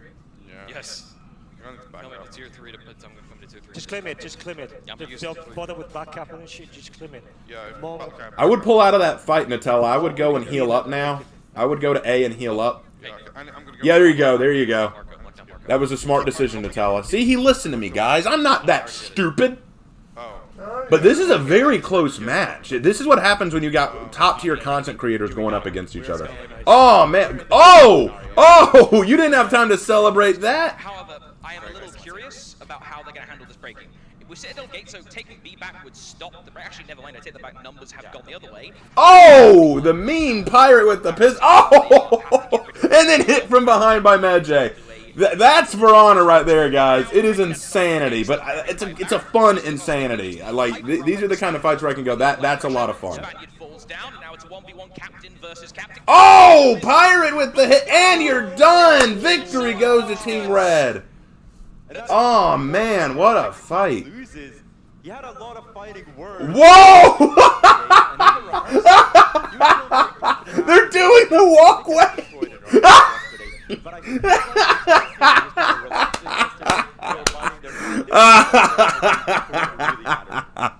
Okay, that was gold. That was cash money. I loved it. That was very funny. People in chat are watching, seeing how you play, judging you horribly, and you've got to, actually play where it matters. Here in this exhibition, completely honest, yes, this is an exhibition match. It's showing off the hero. It's not the highest of esports, but it's fun. People are watching it. Yeah, I had fun. That was very entertaining. What would you say, Lurk? That was entertaining. That was very fun. What does chat say? There was a lot of smack talk coming into these games, especially between Nutella and Barak. They want to some people saying they think that Medjay's going to be the character the a good best. addition to the game. For sure, I would agree. Yesterday they were constantly 1v1ing each other, but would never fully be a true 1v1. Yeah, I'm looking for. This is going to be a very interesting season. But Ubisoft, you brought in all these content creators. I know I'm not a good player, but you could pretend I exist. Yeah, keeping it tradition, it is a best true. out of 3. No, you're right, it's Currently true. Jumping into the second game, which will be in Overwatch. We did see a lot of team fighting in Citadel Gate, but All right, we got a second game. We got a second match. Cool. Point C is the most Going into Overwatch now. impossibly in all of our maps in the competitive pool. Yeah, Overwatch, there's a couple traditions on it. The first one we're about to see, that is everyone bundles on C and has a lovely fight. They are Although sprinting. one person each will traditionally go to mid unless you're like Otto or Shigs, in which case take your Shaman and go off to A and have a party. And here we go, we're in a 3v3 situation. Ooh, good use of hyper armor on the JJ. This is what we mean. The trajectory on some of these moves are absolutely Yeah, I love the way the pole is used in group fights. Just that wide arcing swing. That's the best way to use this weapon. The problem that I see with this weapon from a practical standpoint is that it is a primarily slashing weapon, and slashing weapons can sometimes be very dangerous because they might not get a deep enough slice to do enough damage. Oh! Oh, Blue with the win! Man, Blue is coming back. I like that. I like that. within a Dominion setting. Okay, this is Team A, though. This is Team Barack, so they're red. Sorry, I got confused-rated. I got confused-rated. Don't blame me. It looks like Team A has the Medjay, the Pirate, the Warmonger, and the Raider, and the other team has the exact same setup as before. Otherwise kind of pinning maneuver. The staff form has a more Shugoki hug-like style, and it's interruptible, holds an enemy down for a pretty long time. However, the axe form is where things get a little bit silly, because you've got a very quick, like 400, 500 millisecond bash that you can get off any light, chain, or starter. And I believe it can be backstep light into that particular bash too in double axe form. Yeah. And here in that, let's take a listen to Team A, see what they have to say. I'm running as fast as my little Raider legs will let me. I heard Marco Yolo in there. They got me. Oh, keeping him at a distance. Good move, good move. There you go. There you go. Revenge pop and strike. Yes! Good play. Good counter gank. That was well done. Raiders got weakened defense. Got him. He's done. I should have done a longer one, but that's okay. He's done. That was well done. Here. Okay, so now that we finally had the traditional dance on C ended, it's a common thing you see all the time in like comp games or even regular games. Like C point is pretty much the community's designated home point in terms of where you want to go. Fastest entry onto B, you can get to A recently quickly too with some of the changes made to Overwatch way back when. You're going to see a lot of fighting here. However, this is a topic that I imagine will come up with some players. We might as well address this now. How is the staff form when it comes to clipping walls? Ooh, baited him into the bear trap. That was well done. We just saw a few dunks. We saw, as soon as you mentioned it, we saw a few dunks. So, of course, you want to kind of be wary. With great trajectory, with great range comes great responsibility, and that is not to use it in a corner. Oh. Oh, we didn't get to see the finished execution. Now I'm sad. You make me sad. All right, pop that revenge pirate. Come back in, make your cup. Oh. Oh, I saw that Warmonger popper corruption. Oh, good chase. Good. No, oh no, you're dead. You're dead. That was. Yep. Marco Yolo got him. Way to go, Marco. Love you, Marco. Notice me. I'm kidding. I'm kidding. And I can see why they do that. Of course, they've just lost. Anyway, back to Raider with Norgaz. And just hopefully come back to win the fight. Well, Norgaz didn't play Jormungandr like they were suspecting. Blockable, always handy. Let's see if Norgaz is rather pleased with himself. Let's have a listen in. Oh, nice. Oh, Oh, did he kill us both? He got us both, yeah. Oh. I should have dodged. Oh man. Good play. We have weird revenge tags. I'm feeling like I don't know. I feel revenge sometimes when I don't expect it at all. I hit him a couple times before that. Good parry. No, it's right. It's also me not paying proper attention, right? Go on. Still 3-on-1 there. That's. Yeah. Ooh, Warmonger with the kill. Yeah, we get. Not getting killed. Oh! I would love to have a teammate like Freeze. He doesn't ever blame anyone else. He's like, you know what? It was my fault. I kind of messed up on this gank. And what better teammate to have in For Honor? Ooh, Pirate got wasted. They're delightful. Tell me, wonderful. That bash off of light is going to be hard to counter. I'm not going to be good at reacting like that, I'll be honest. That is one of my weaknesses. I am bad at reacting when I need to. Yeah, he's half health. He's opting to go back to, I guess, yeah. They've captured this point. It's fine. He's in safe hands, getting some heals.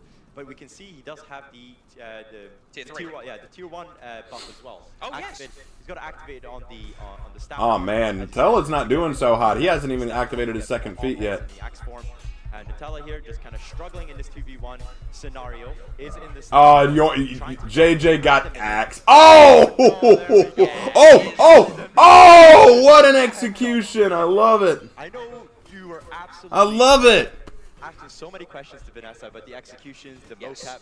You have been absolutely in love with them, and that is just the executions on this character are completely bonkers. Yeah, especially considering how much of a pain in the ass apparently they were to animate. I completely understand. However, let's consider a pain in the ass. Well, they're not. Anytime they try to zoom in on their mics, they're not crap talking each other. They're just, you know, chatting about their tactics. But man, this one was a much more one-sided match. This one was much more one-sided. It looks like Marco Yolo's team's gonna take this one.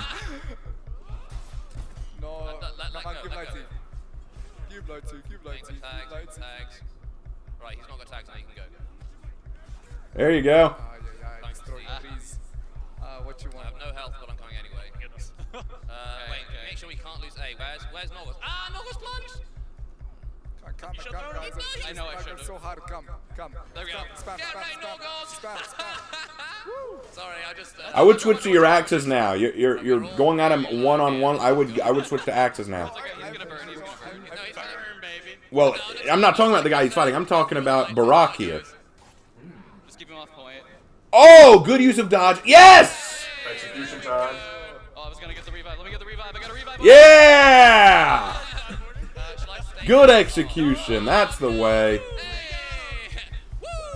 Very well done. That was very well done. And then, yeah! What's up? Game 3. Oh, I'm getting that for Pirate. That's like not even a question. I'm getting that for Pirate. It's coming up. Yep. And now that we've had an idea of a match on a map that's smaller, I'm hoping that some of the strengths and weaknesses of this character are being demonstrated. I have to have imagined in Twitch chat and various places there would have been probably a pretty strong reaction to some of the things, like strong reaction to put it politely. You know, having essentially 8 feats, pretty much, and the ability to swap between 2 forms. However, this character is not super duper hyper invincible, cannot be killed. There are.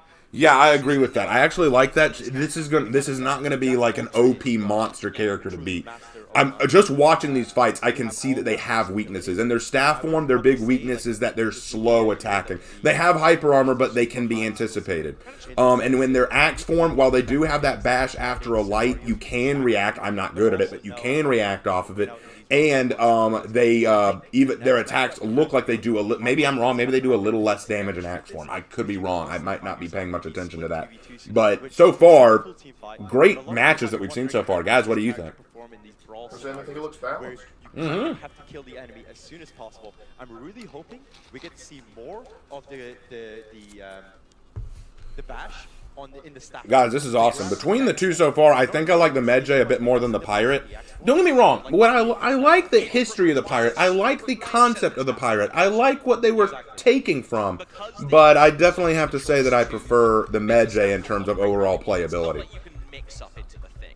Yeah. You've got to do it raw, which means you require setup. It's essentially a similar thing to a Shugoki hug with less flexibility going into it. Alright, going into the third match. Hopefully this is the last one. I'd like to move on to other stuff in the Warriors and then just watch these matches over and over. How many viewers do I have right now, bro? You're at 490. 490 views! Almost, guys, thank you so much for watching my show. Man, guys, y'all are fantastic. Thank you guys so much for watching my stuff. Yes. 430. Oh, we're at 430. Yeah, we have been over 5. I'm pretty sure some people left after they saw the talk on the hero, but that's fine. Thank you guys so much who have stayed and watched me this long. It shows that I have such a very dedicated and wonderful community. Thank you guys. Really, I mean it. Thank you so much. And we're seeing that immediately in the mid. Barrack currently squaring off against his opposing number right now. And any axes? Here we go. Okay. We finally got it. The 1v1 scenario. Hopefully I don't jinx this. You're gonna jinx it. No, Ooh. Hopefully I don't jinx this. You jinxed it. Look, I tried my best. It's this is the part where you stop talking and stop cursing. This is the part where you stop talking and stop cursing. They sound like a elderly couple. This is the part where you stop talking. This is just regular British. Yeah, I know. I've been told. Yeah, very true. Got a pirate one-on-one. Never seen that before. Oh, good move. Oh, the dodge cancel. Nova King is just acing it right now. I love it.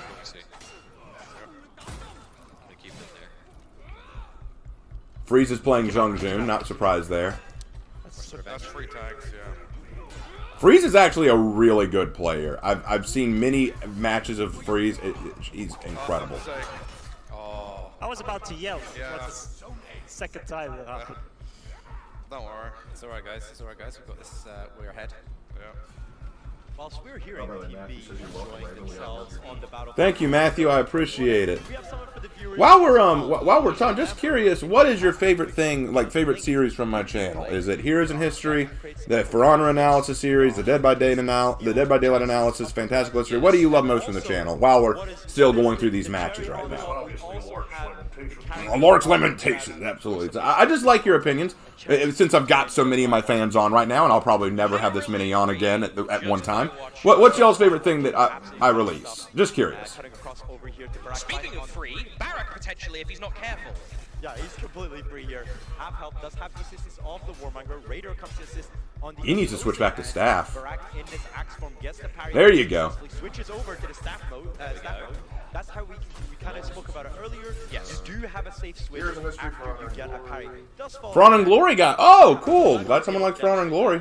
Yeah. Barak's not happy about dying. Heroes in History's the biggest winner. Oh, thank you guys. I appreciate it. Hey, Lark's Lamentations got a mention. Oh no. Hey, sweet. Hey, there you go. Oh, he shot me. Oh, I'm running.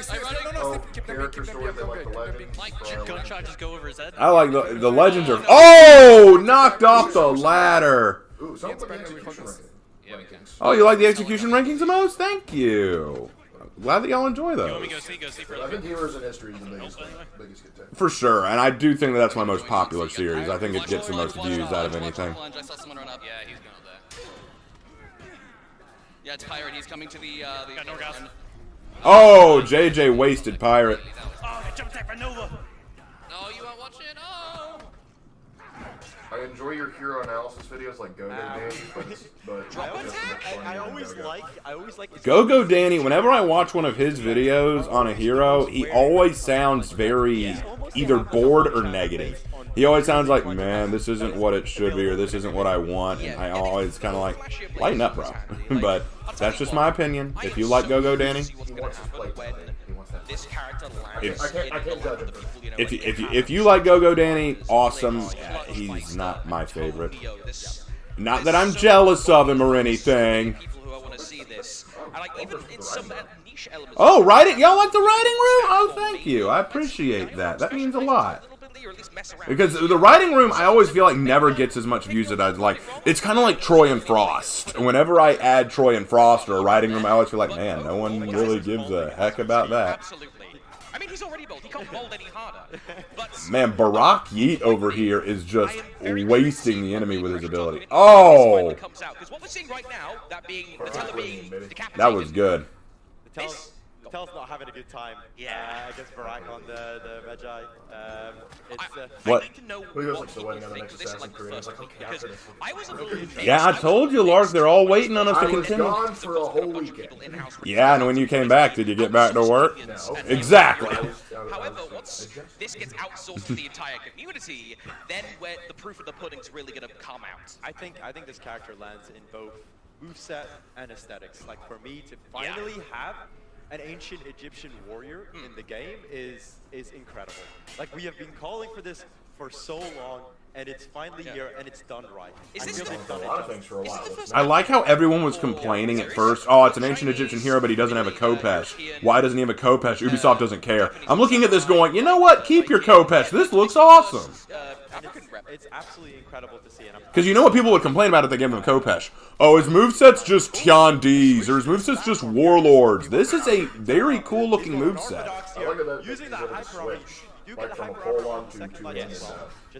That's an even more creative idea, I'd say. That's what we're saying. If you're going to use the staff mode, you might. Oh man, Warmonger barely pulled out that one. Activated all skulls, and you are going to be try-harding your damn hardest. And saying that, let's listen to Team B to see what they have to say after that. Raider took off Pirate's head. Jump shot in. Barak is a very good player. I don't think it's just because he's playing the new hero. I think he's just a very good player.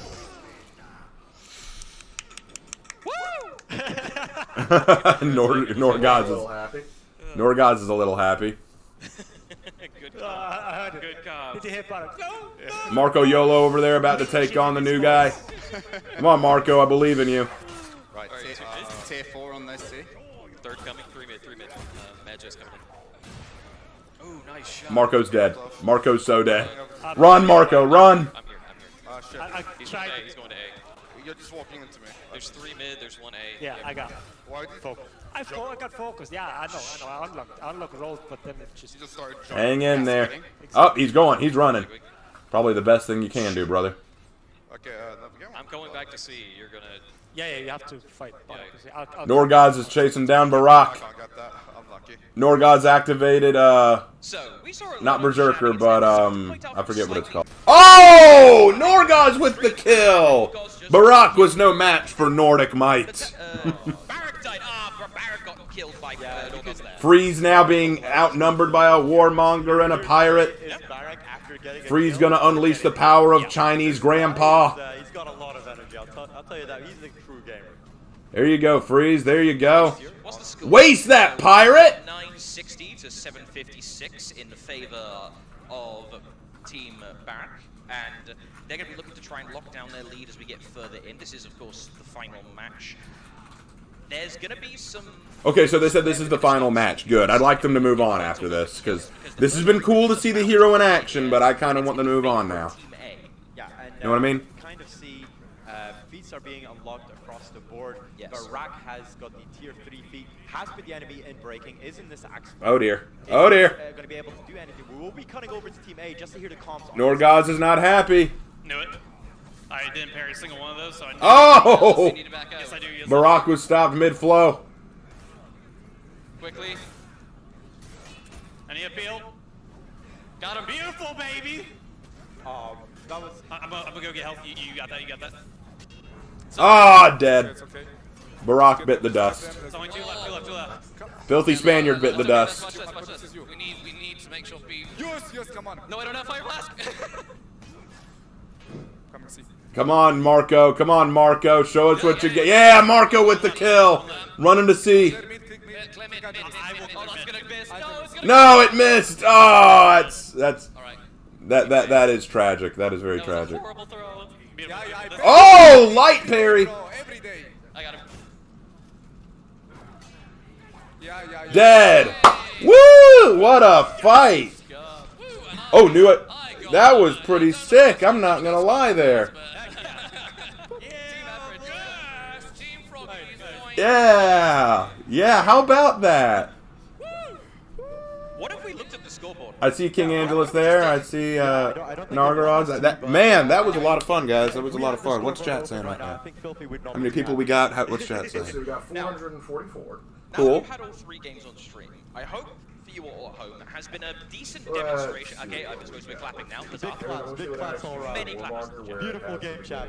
I hope now that we've had a sample game on stream, there's a general vibe and idea to how the character flows. Because yes, we saw the 1v1 and the 2v2. However, this really is a nice way to demonstrate, you know, just the full chaos of a character that can change stances and is quite strong potentially in scenarios. More importantly, the feats as well, being a new paradigm is something we're going to have to get used to going into the new patch. Yeah, I think we kind of covered up a lot of what we wanted to see. Yeah, it really is me and the boys. Look at my ass. How you can use Anyway, okay, guys, I appreciate you two giving us the commentary. I appreciate the 3 matches, but let's move on. We got more stuff to talk about than just the Medjay, I think. I think you got to show us some new armor. I think that's something that's coming up. New armor variations. Am I right? Am I right? Am I right? Exhibition matches. Soon we are loading up a loser's interview first, of course. You know, there is a participation medal here.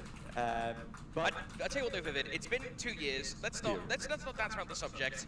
I am so happy to be here. Even if it was only just for the matches, like, you know, it's been 2 long years since this, and yeah, I actually agree with that. Like, it's been 2 years since we've had an official Warriors Den live stream, not one of those pre-recorded from home things. It's been 2 whole years. Good to see them back again. It's good to see them really pushing this game again. It's good to see how much care they put into this hero, care they put into the lore, although I think there are a few discrepancies.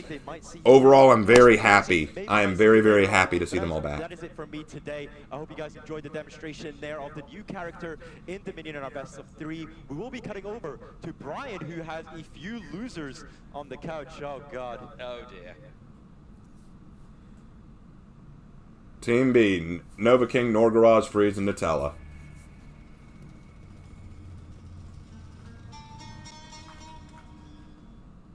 Alright, we are back with, we'll say the defeated team, because we're all winners here.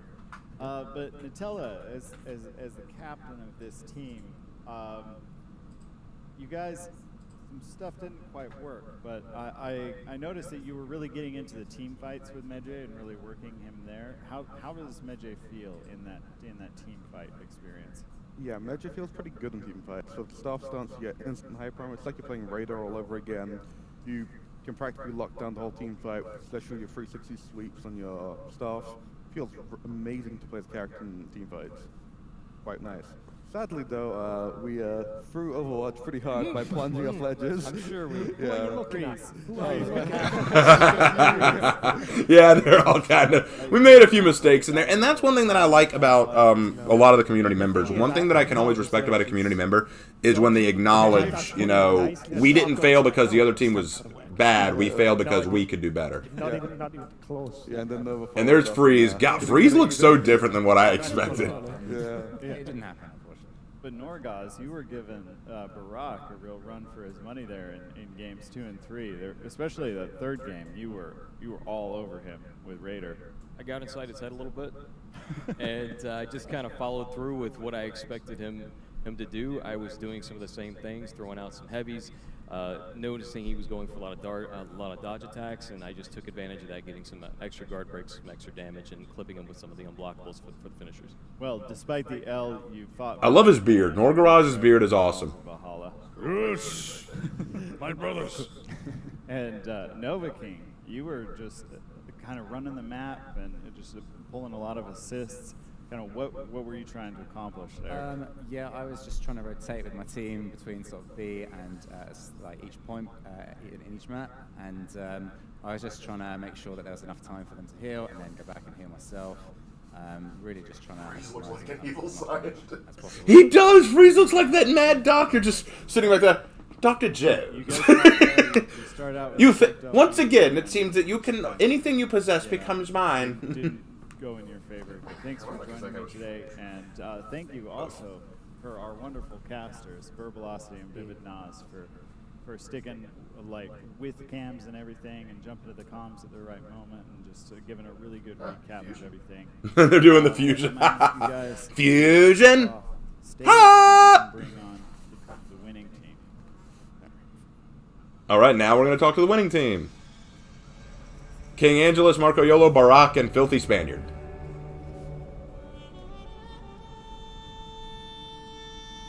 Filthy Spaniard's hair annoys me. I'm not going to lie. Well, that's just me.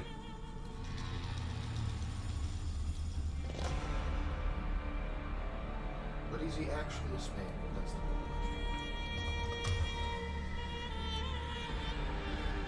Of course we watch Dragon Ball. Yeah, I watched Dragon Ball. You kidding? Dragon Ball Z was one of my first anime. Not my first, but one of my first. My first anime was, probably Pokemon, but that was before we even knew what anime was. Yeah, true. When we knew what anime was, might have been Ranma. No, it would have been Digimon, actually. Digimon? Did we know what anime was when we saw Digimon? Digimon Digimon or like Naruto? I always thought that Digimon was. Actually, it was probably Naruto. Naruto, yeah, Naruto. If you watched Toonami, it was like way back in the day. Or maybe it was Ultramaniac too. No, it was. Well, Ultramaniac was the first manga. We had like stable internet connection. We had to rely on Toonami. That's right. So yeah, well, Ultramaniac was the first manga I ever read. Yeah, that's true. And then Naruto would be the first anime I ever saw.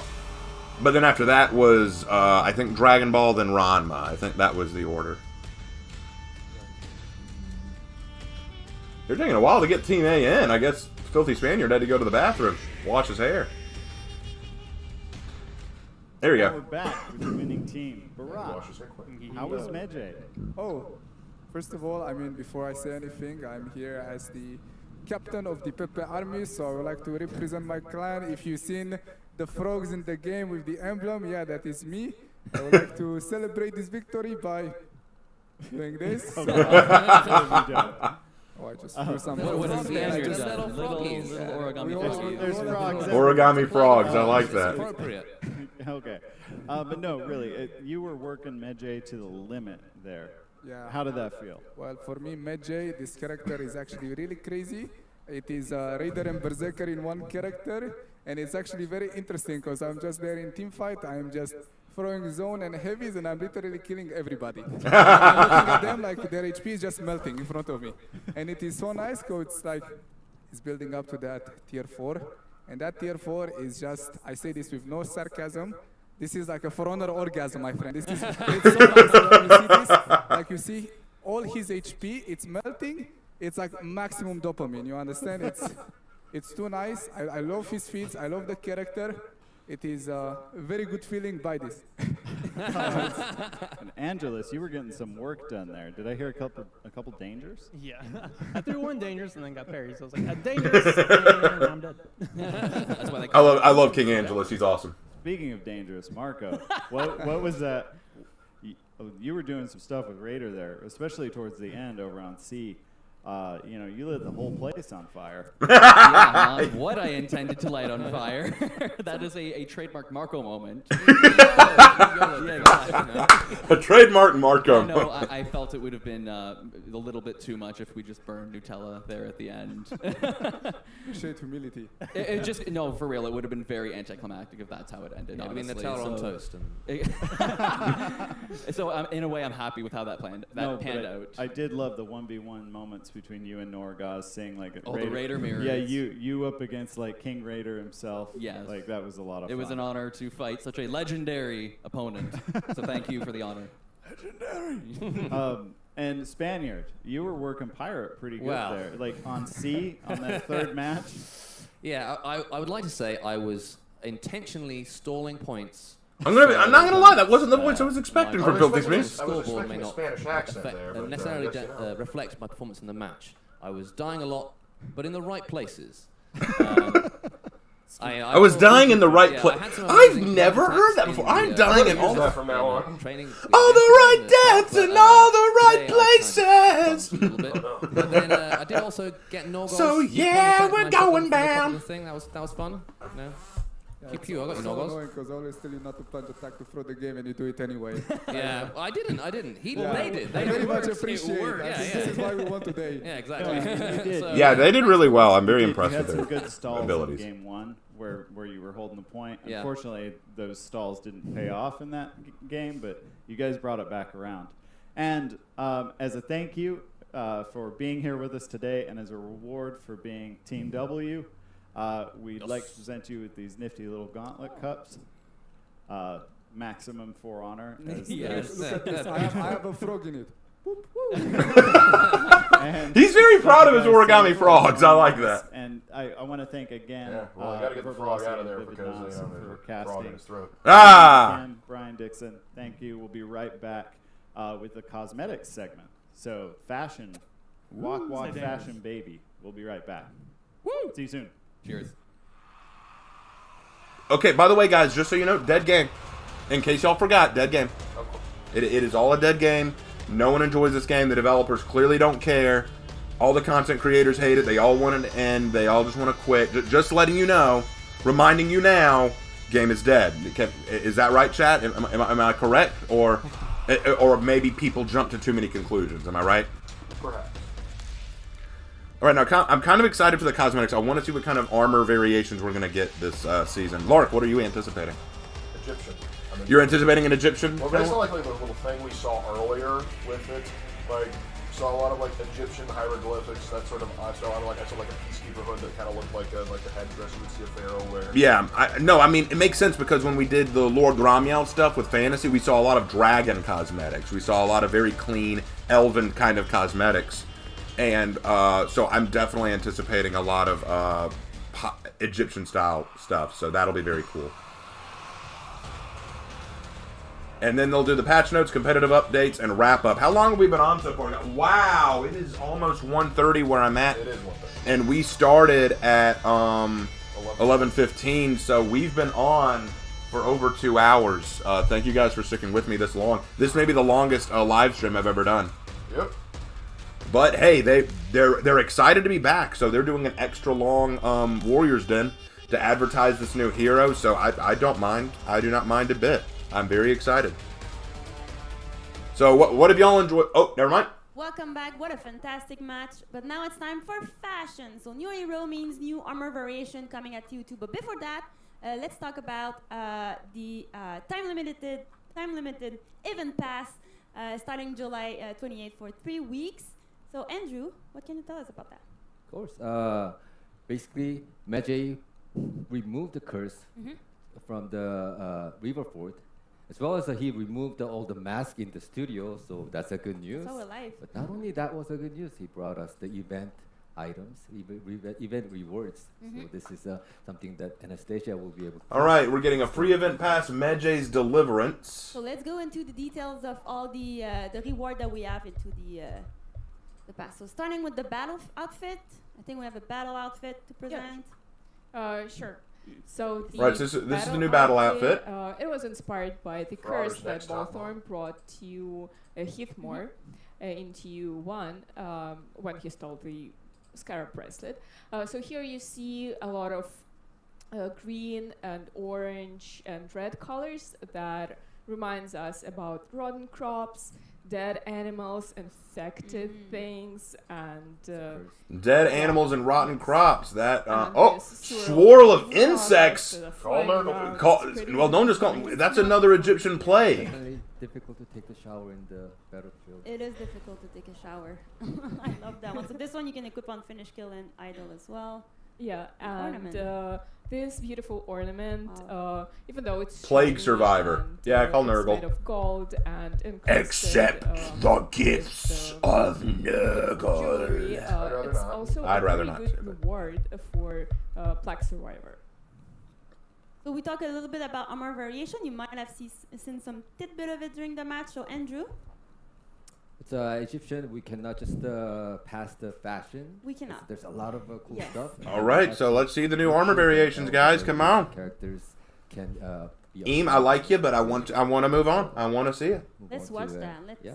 All right, let's see. Whoa. So Medjay brought a lot of goodies to. The Medjay brought a lot of goodies. Okay, fair enough. Armor. Got the lion look again, which I like. I do like the gladiator's lion look. White materials.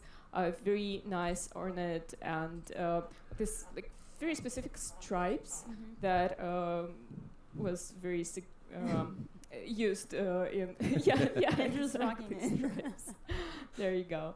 And also armor made of black metal and engraved in with golden elements. Why are you showing us still shots? Just show us the flyby. This beautiful Warlord has face tattoos. And also floral patterns that engraved on the armor as well. Oh my God, Sanhu! Oh, not Sanhu. Sorry, Kyoshin. Kyoshin looks like a woman. Look at that face. Very cool stripes. No, she's not. Also, they have this very that nice, is news.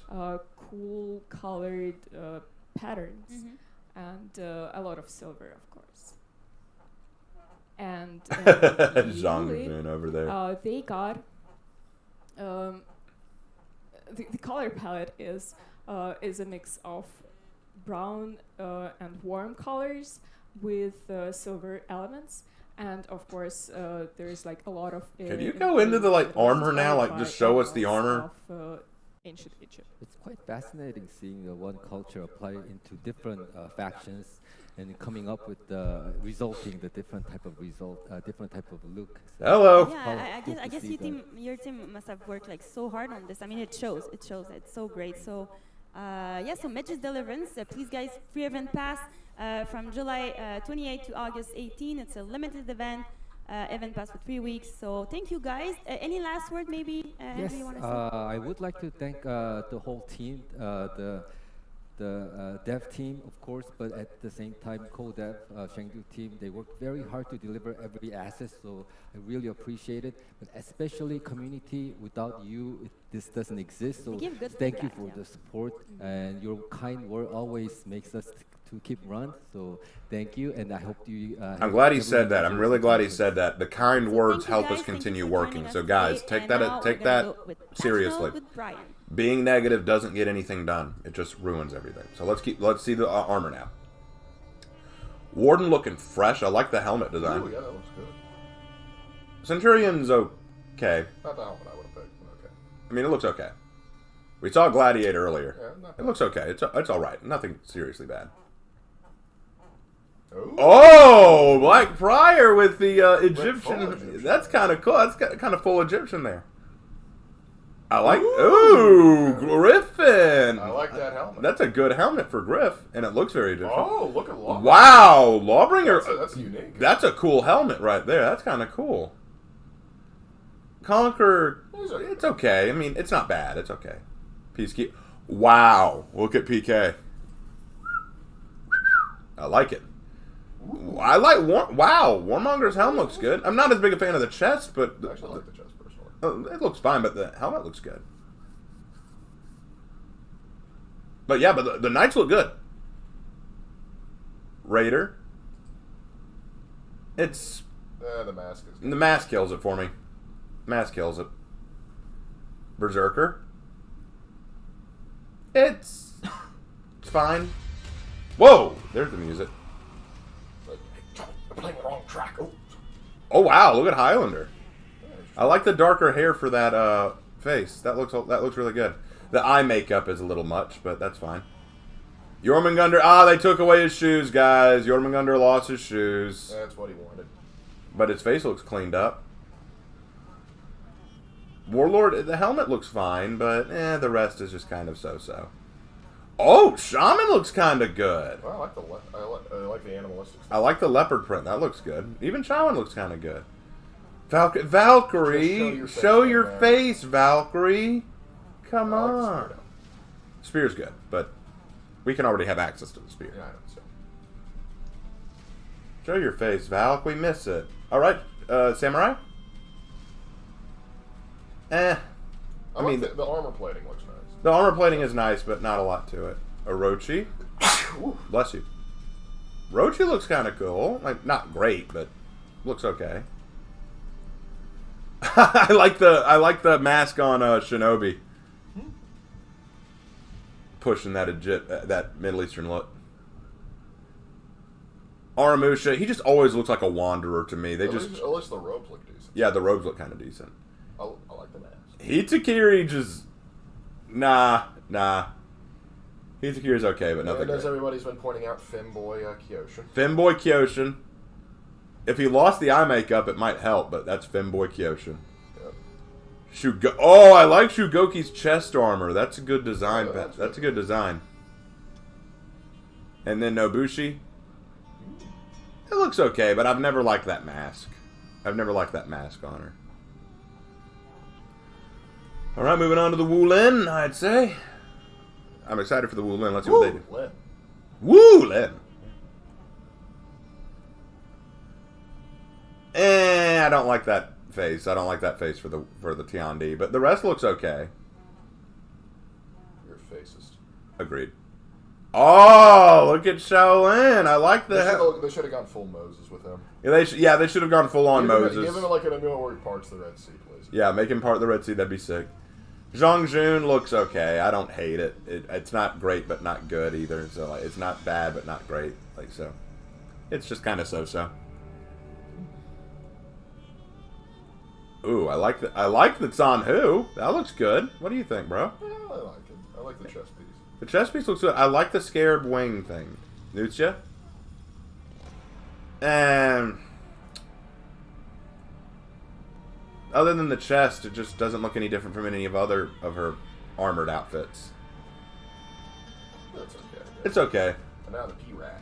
Now the pirate. How's the pirate gonna look? You're finally gonna give her something good? Okay, that's actually not bad. I'll give credit where credit's due. That actually looks pretty ancient good. Egyptian blunderbuss right there. Well, I actually like the hair. Looks good in my opinion. Yeah, I actually think she looks good. I would say so. Okay, so overall, the Knights look awesome. The Vikings are meh. The Samurai are okay. The Wooland could be better. The Pirate looks good. So usual then. So the usual, you know, a lot of hits and misses, but you know what? At least we're getting them, and that's good. More than anything, their goal was to get out the new hero, so I will give them that. All right, patch notes. They're giving us some patch notes. Now, this is the area I'm not going to be as good at understanding because I'm not Marco Yolo, I'm not Freeze, I'm not someone who understands the finer points of this. Hopefully, while they had those guys there, if they ran the patch notes by them, they slapped them if they were silly. Yeah, I'm pretty sure they said, okay, Marco Yolo and Freeze, before you go today, could you look over these patch notes? Welcome back. I am joined now by Mr. Stefan, and for the first time on the Warriors Den, Lily Gabrielle. Hi. Lily, welcome to the Warriors Den. Thank you so much. I'm super happy to be here. Excellent, excellent. We're excited to have you. But we've got a lot to go over in this patch notes segment. So let's start off first by recapping the most recent testing grounds. So, all right. Take it away. Sorry. No, you're good. Absolutely. So the testing ground, it's an opportunity for us to basically have a conversation with players with potential upcoming changes.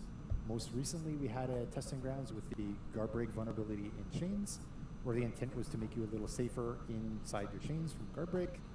So the negative part basically is that the feedback was much more negative than Yeah, the feedback was negative. We did not like it. I don't get my guard break punish. Certain moves like Kensei dodge forward, superior block into guard break, or blade blockade on Aramusha were big question marks, and so basically the whole thing was kind of a feel bad thing from the player's perspective. So basically what we've decided at the end of the day, because this is the point of the testing grounds, some things get pushed, some things don't get pushed. We've decided to take this feedback and say we will not push the guard break vulnerability in chains. Now here's the thing. I think you had an idea there. I just don't think it was implemented properly. The guard break changes I thought were just implemented poorly. I think if you tweaked it some, it might be a decent idea. Text that you saw on the Highlander, basically, it's kind of the idea of like, hey, now there's a tool for the characters that are remaining that don't have dodge attacks. It's only a very small handful. It's time to give them the tool that they're not so unable to deal with, like Shugoki headbutt or other melees and so on. Are you saying Sen's getting a dodge attack? If you don't have any dodge attack, that's a character who's getting a dodge attack, yes. Okay, so you heard it, you guys. Just real quick to recap what we'll be going over in this patch. Armor variations for the pirate? We've What? got some armor variations for the pirate that are coming up. We announced earlier in the year that there would be some variations that were delayed into later in the year. And so we have 2 of those, which we'll go over in just a sec. We've got a new revised end-user flow that we'll go over with Lily Gabrielle, as well as an improvement on stam, targetable feats, and fairy flash indicators. Perfect. One minor little precision is that the dodge attacks will be Season 3. All this stuff that you see here in this list, other than that, is coming next week. Exactly. Okay, cool. So first up, armor variations for pirate. Whoa. We have 2 variations that will be coming in this update. They are the Devourer pirate variation set. I like that. So you'll get a cape with this. You'll be able to make all the Warden mains jelly. And it's a good looking set. I really like the little touches all over with the fur. And then we've also got the Devourer alternate. Yeah. Anyway, but it has a great tattoo on the face that is affected by your material. And so these 2 will be coming in this TU, and then the other 2 will be coming in the following TU. And so Pirate's getting some fashion on. So Good. I actually like that fashion. Looks okay. You know what I'm saying? And so let's jump into user end flow. Lily Gabrielle, your team worked really hard on this. So what does this mean? Am I do I get to spam A less? No, you're still gonna be able to spam A. We don't want to take that away from you, but you're gonna get like the expected result, which is getting to the tab faster. So the main issue we had with the old end flow was all the flashy animation and the pop-ups. The pop-ups were making the experience very intrusive and long for the player. So now you're gonna get to the tabs faster if you want to, and all the tabs have a new layout. So this is what it looked like before. This is after. Hero progression, battle pass progression, the dual rank, the rewards, and the next match option have a new look and feel. So we really focused on the players. We wanted them to have a better understanding of the progression they made in the previous match. So faster, clearer, more efficient, and very good looking. The art team did a great job. So yeah, we're really happy. That looks better. That looks a lot better. I'm gonna be able to have enough. Oh, and they actually show how much of the battle pass you get. That's helpful. Thank you. Tweak my fashion. And then you're ready to go. I like that. That was much more smooth. I like that. What do you think, Lark? I think that is an improvement. That looks good. Perfect. Yeah. So this is awesome because that sometimes there was just so much A, and especially if you have the battle pass or there's an event. That's awesome. I really like that patch. That's good. That's good. What do you? I'm down. What does chat think? I like this a lot. They're gonna go like about time. All right, stamina. Well, I think it was spoiled actually the gameplay that you might have seen in the previous few matches, but you see a couple benefits coming really quickly. So first, when you're out of stamina, the stamina pause will no longer apply in that case. And then second, whenever you stand up from the unbalanced state, you're going to fully replenish your stamina. Oh! I think everyone's going to be all right. I think it's just you live in the land of like a gray screen a lot less. You see here in this video, Hitakiri knocks down the Lawbringer, gets one full punish of light heavy, I want to say, or light, I guess it looks like. But then you can wake up into another unblockable, and you're like, well, I got to either parry this or take damage. And if you parry it, you go right back to the floor a lot of times. So we don't like that. We want players to get out of stamina. We want the big punish, obviously, because it's fun. But we don't want two big punishes in a row, because that sucks. Yeah, I've been caught by that by Stent mains. That's a poor example to use because Centurion automatically gives you all your stamina back after doing that. Eat the kick, and then you're ready. So that's a poor example, but I know what you're trying to say. You have to be out of stamina, but there's like a kind of maximum duration. Like less rub in your face. Exactly. Okay, cool. I actually like that. I think that's a cool idea. Giving back stamina after falling down once. And then targetable feats. Am I still going to be able to yeet the feet? Yeah, exactly. And then you can throw your feet across the map if you want, especially when you're unlocked. You can throw it in the wrong place, like we may have seen earlier as well. Oops. No one but did I've done that before. No one did that. Targetable feats are no longer affected by stealth and should correctly track opponents who have the stealth feat active. We're going to get beat up. Really? About damn time. That's a good change. I always thought that it was a little unfair that any stealth character could just avoid your feats Like, it nice. makes sense to like not see them on the mini map. It does not make sense like, oh, I can see right in front of me, but my trident somehow doesn't hit you. Right. Two cases that didn't happen before. Targetable feats now track dodging opponents better, especially grenade-type feats, which could be thrown off target by a large amount. 1,000 miles away and you're like, Yeah, I've noticed that too. Okay. But also at the same time, I don't want them to like, I want there to be a chance you can get out of it. So you notice how it just threw it right past him. Because like I've seen like Fire Flask or something just whiff right through a Shigoki. Yeah, like, and it's a game loser, right? When you throw it like here in this video, 1,000 miles away, like why, right? Like. So players were actually unlocking to throw it at the Shinobi properly here. So that was before. After update, it will actually go to where they are. Shinobi is. Oh, so you're not gonna have to unlock just to make sure you don't waste your feet. Exactly. Okay, nice. So they can still dodge in and get away, and everything's good for them if they are. No, I think that's a good change. What does chat say? Yeah. It's good okay, awesome. And then parry flash indicator. What some are you don't like the tweaking there? stealth And I think change. both actually of you think work stealth change together makes on sense. this. Like both of your teams. It's a full team for everything. Parry flash indicator's been being changed. Yeah, and everything's got to get done this way. So Players can now deactivate the parry flash indicator, which usually flashes at the correct timing to parry an attack in the arena as well as during custom matches. Flash indicator. Yeah, so the team added an option in the custom match menu to enable and disable it, so it's optional. Exactly. Perfectly said. Thank you for the save. Nailed it. But yeah, so if you're in regular matchmaking, it's not going to apply. You're still going to get the parry indicator as normal gameplay. Nothing's being taken away. But you have the ability to turn it off in custom match, for example. And so, for the smooth brains out there like myself, what's the benefit of doing this? So if you're watching this, you can see that little red flash that happens on the other video before this, and now that little red flash is gone.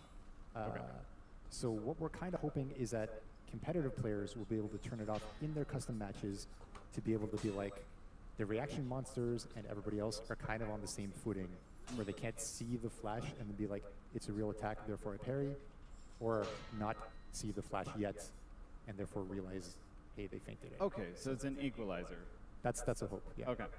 Cool. I don't really care about that. It's only in custom, so That's only in custom and arena, so it doesn't affect really anything. I mean, I guess Guys, thanks for it can be fun for joining people that do, like, on the most people Warriors don't do Den. custom. So awesome to have you, Lily Gabrielle. Thank you so Awesome. much. All right, so interesting patch notes. Now, I know that some people are saying, I don't like that change to stealth. I do, and I'll tell you why. Because stealth should not make you immune to targetable attacks. And here's what I mean by that. Stealth is all about being hidden, not about being immune. See you guys soon. I don't care if the shinobi's stealthy. If I see them and I have a bow and arrow trained on them, I should be able to hit them. So I agree entirely that at least make it easier to hit them, you know? Yeah. Because all a shinobi has to do then is run over and like, oh, I'm up against a person with a bow and arrow or a grenade. I can just stand here. You can't hit me. I can apply pressure. You can't use your feats. I can use all my feats. You can't use yours. I've got one that counters almost all your feats. So I agree with their change there. I want the characters to apply pressure, you know?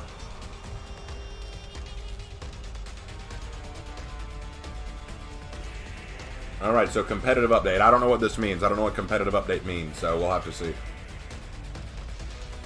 What's being said? Let's see. They're agreeing with you. Yeah, I mean, I get that some people are going to be a little pissed off, but be honest. If you're pissed off, it's probably because you made your living playing a stealth character and avoiding those feats. Just kind of laughing at Lawbringers, Raiders, and all these others who tried to use feats on you, and you just walked around them going, And you know what that Raider or Lawbringer probably said? Screw you and your stealth feat. See, to me, what a stealth feat should be used for is so that you can sneak your character over to a zone that no one's guarding, and they don't know you're coming. That should be what it's used for, or so that you can get close to an opponent before they realize you're coming and get in a hit from behind. That's what the stealth feat should be used for. Not, haha, you can't hit me.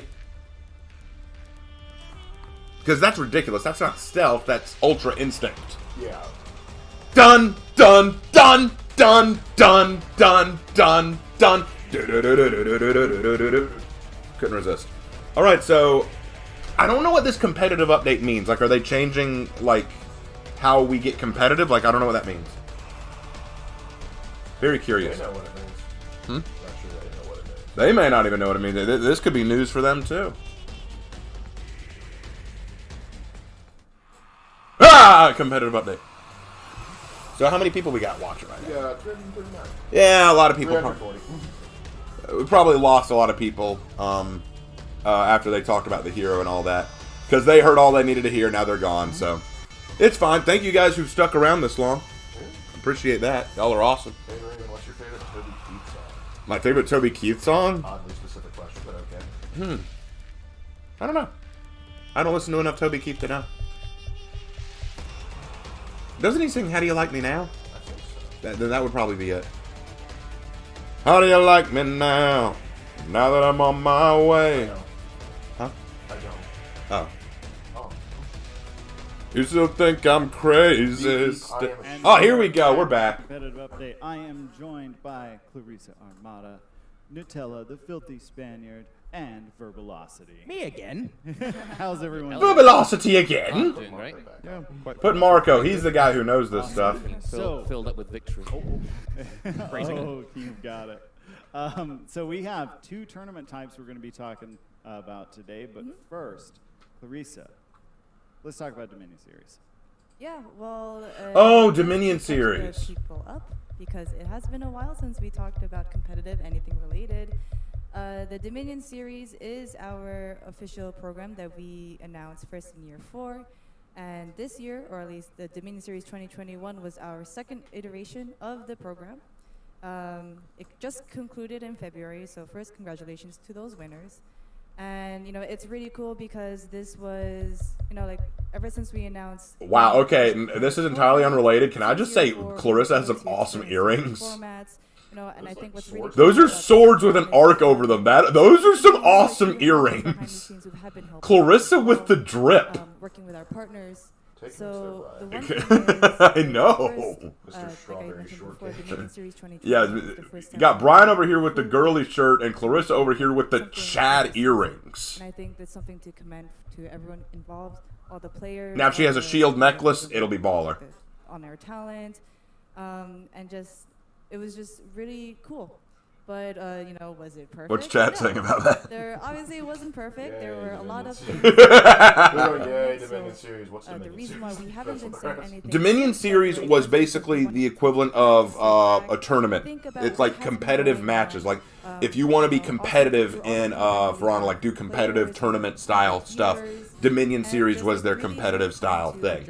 And they did it. They've done it 2 years now, back in 2020 and in 2021, and I think they're announcing that they're going to be doing it again this year. Even before the Dominion Series, such as like the gap between our pro players and everyone else in the casual player base, like people who play fun. Yeah. So the whole goal for year 6 at least is to we still want to support the competitive scene for sure, and we want to take what we learned for the past, not just Dominion Series 2021, but just the past 2 years, 2-3 years, I don't know, COVID, Yeah, because we've been looking at a lot of stuff. Yeah, and just like take time to like take what we learned from that and put it forward, which is why I think the 2 tournaments that you mentioned earlier it's really exciting to, I think it's a good move for us. So. Yeah. Well, okay, but you said there were updates to it. I'm just saying. Yeah, it's gonna be good. Yeah, so let's take a second. Let's jump into it. What do we have up first? Yes, Into the Fray. The first tournament that we will be bringing back is Into the Fray. This time it's Into the Fray 2022. It's probably an old image that they're using. Before. The first thing that we would like to mention is that Into the Fray this time around we will be running it with these lovely 3 people here, which is why they're on the couch with us, and I will let them explain more about Into the Fray. Thank you. So for those of you who may be familiar with Into the Fray, at least the name, you may have heard of it at least 2 years ago. Back in 2020, it was ran by yourselves, and essentially it was just a giant community tournament that people could enter, and, well, it's in the name, Into the Fray. It was simple rules, simple concept, simple execution. However, the spice must flow, and now in 2022, we have to up our game. So what are we doing for 2022 this time round? Well, the Into the Fray 2022 will be similar to Into the Fray, where it's open to the whole community, and we're trying to bring in as many people as possible. But first thing that will be different is it will be streamed. We have lovely casters like Verblosity, and we have community casters coming to join us. So you'll be able to, when you're playing, you'll be able to watch your mates, have your mates watch you, get your highlights immortalized forever, and your blunders forgotten about. Because nobody cares about those, right? Okay. I am incredibly interested, guys. You're really sucking me in. Like, you're just bringing me into this discussion point. Players had. We listen to your feedback. You play, and you get matched up against Nemesis in your first match, and it's not always a fun time for you. So we are splitting it into a pro bracket and an amateur bracket. Pro and am group, as it were.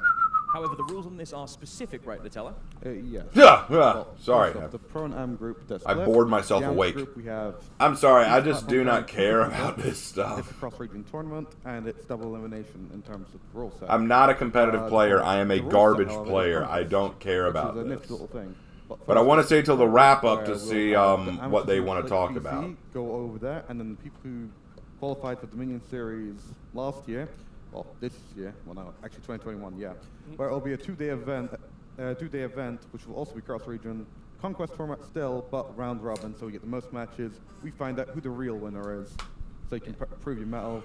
Yeah. And of course, nobody who had previously competed in the Dominion Series majors are allowed to play in the amateur group. Yeah. So, you know, you're not going to get stomped by Nemesis in your first match. Don't worry about it. However, of course, do notice it's previously qualified the Dominion Series Major. That's the only rule. So technically, an Wrap amateur it could up! get run over by like a duo of like Mr. Sheep and Let's Kenzo. get to the wrap up, So- people. I'm losing viewers fast. Those of you who are familiar, I appreciate it because.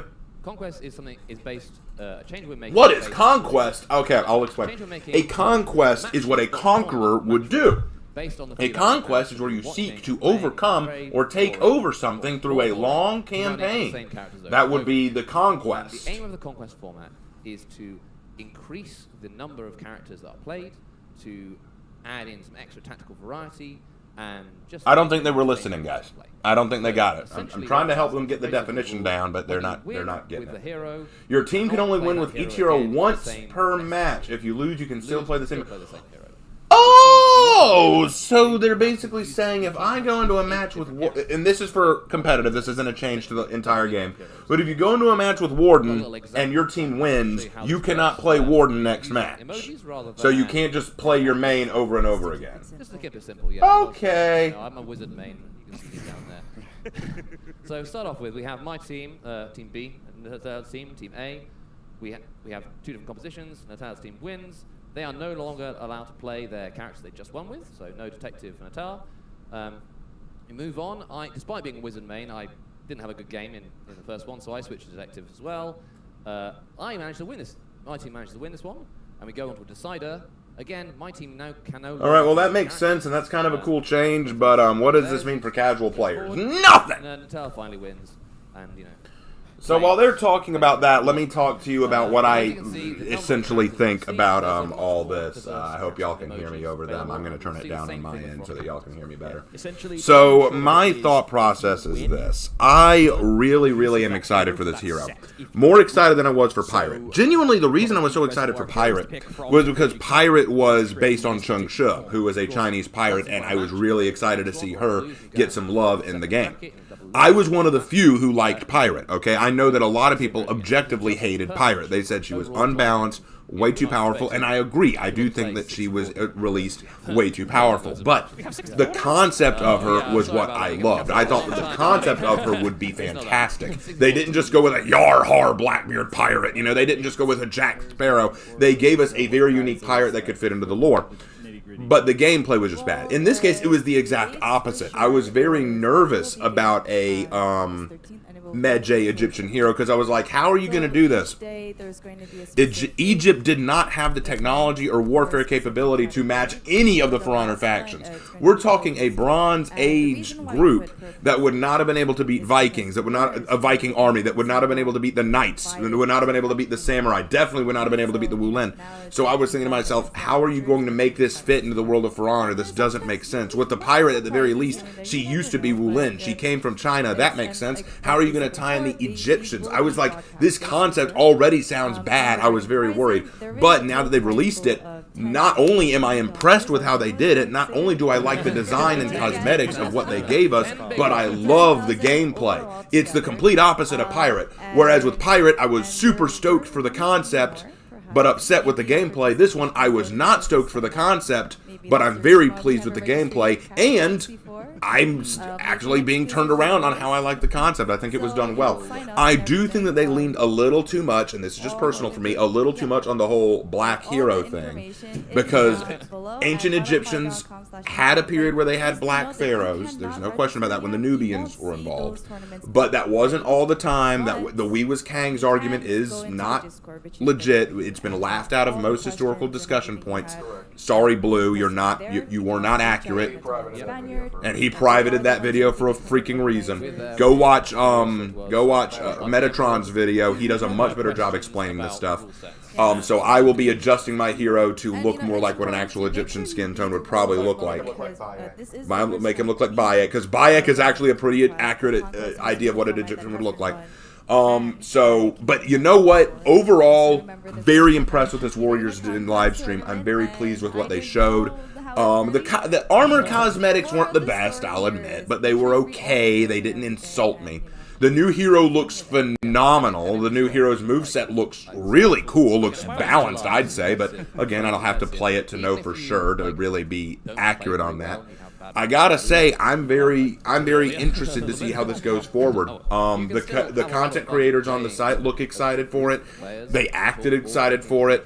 The developers are back, and people who say, "Oh, we don't care. They don't care about the game. They don't care. They only care about making money." Guys, if they did not care, they would not be putting this much effort in. Believe me, my father used to have a saying, you can tell a lot about what people care about based on how much they prioritize it. Guys, they went to the trouble of bringing us back to the live stream den, the actual den instead of the at-home thing. They brought in a lot of content creators to help try out the new hero and play it. They gave them rewards. They encouraged us. They're making changes to the game. They even said, yeah, this new testing grounds, it got a lot of negative feedback, so we're not going to go forward with that. If they didn't care, they wouldn't have even done the testing grounds. They would have just said, we're going to push forward what we want to, damn the consequences.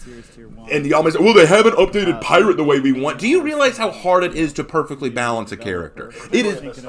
I love how people have this arrogant notion of, look, if you just do it this way, it's perfect. Maybe to you it would be perfect, to everyone else it may not be. They only listen to professional players. Then why do they have a segment dedicated to the professional playing aspect, which is separate from what the casual players care about? So genuinely, I disagree entirely with what all these people are saying. That looks hilarious. I disagree entirely with what they're talking about here. When people say, well, you know, they just don't care. I do believe they care. I think it's just impossible to make this game flawless to everybody. This game is going to have problems. It's going to have issues, but I do see that they care about making it as good as it can be. You want to know how I know when they stop caring? When they stop doing Warriors Den, when they stop doing testing grounds, when they stop bringing on these people to help make the game better, when they just start pushing whatever they want, saying, look, buy this, we don't care, buy this. You know? That to me, you know, another thing they said that for people who were struggling to get through the battle pass or get through the event stuff, they're going to bring back that stuff and give you extra time to get it. You want to know how that shows me they actually care? Because if they really were just money hungry, they would say, we're not going to extend the time. You better just buy some extremes. You better just buy some steel so that you can get more. But they're increasing the time so you have more time to grind. I actually think that's a sign they do care about your enjoyment of the game. Guys, I think that we have this bad habit of, you know, jumping on the bandwagon of bad game, dead game, we know like game. Like I said at the beginning of the stream, Slanderous's live stream was called, if it's bad again, I'm uninstalling. Well, I wonder if he'll uninstall after this. I don't think he will. But I feel like this is the way a lot of people look at For Honor. If they don't give it to me the way I want it, I don't like it dead. Because I don't care. Even if this hero came out bad and broken like we all expected it to, I still would keep the game because genuinely, you're not going to find another game like this. I think it's just too unique, too cool, too much awesome stuff being added. I think the new hero looks phenomenal. I think that the new concepts that they're creating look amazing. I can't wait for the next hero that's going to come out in Season 4. This looks great. Lark, I mean, what are your thoughts? I know you've been quiet about all this. I mean, I like the new hero coming out. I think I like the night cosmetics, but I just predominantly focus on night. I've always thought they have the best weapon, best things, and best armor to work with, so I like that. I kind of wanted to see. Like, I appreciate this. Like, yeah, the last hero works so well, but concrete work with. But I make the decision. I appreciate that they're acknowledging that. He wants his mummy. And we did sort of see that because they did do minor tweaks throughout the season. Yeah, and they tried to fix it fast too. Yeah, so I would like to see them work a little faster, but I understand games like this, that the changes do overall, I like what we saw. For sure. It's a great place where you can prepare. They've done that before. Keep going. But, so overall, I think it's good. I do agree with some people in chat. I'd like to see new maps. I'd like to see new for sure. But like, considering that they're prioritizing a new hero, I'm gonna forgive them for that. So next season, yeah, give us a new map next season. That'd be really cool. I think they really missed an opportunity like do like a dual like a pyramid sort of setting. That would have been cool. Yeah, that would have been cool. I really don't think making a dual map would be all that strenuous. And so I mean, they did it with the Pagoda. Yeah, I think they can do it. But a new Dominion or a Breach map would really go a long way. Yeah, for sure. I think that'd be great, but yeah, so genuinely, I'm glad with what we saw. And y'all are still going? I think that's it for competitive update. Yep. So, yeah. Oh, they're done. Okay, we timed it well. They timed it well. Okay, now they're going into the wrap-up.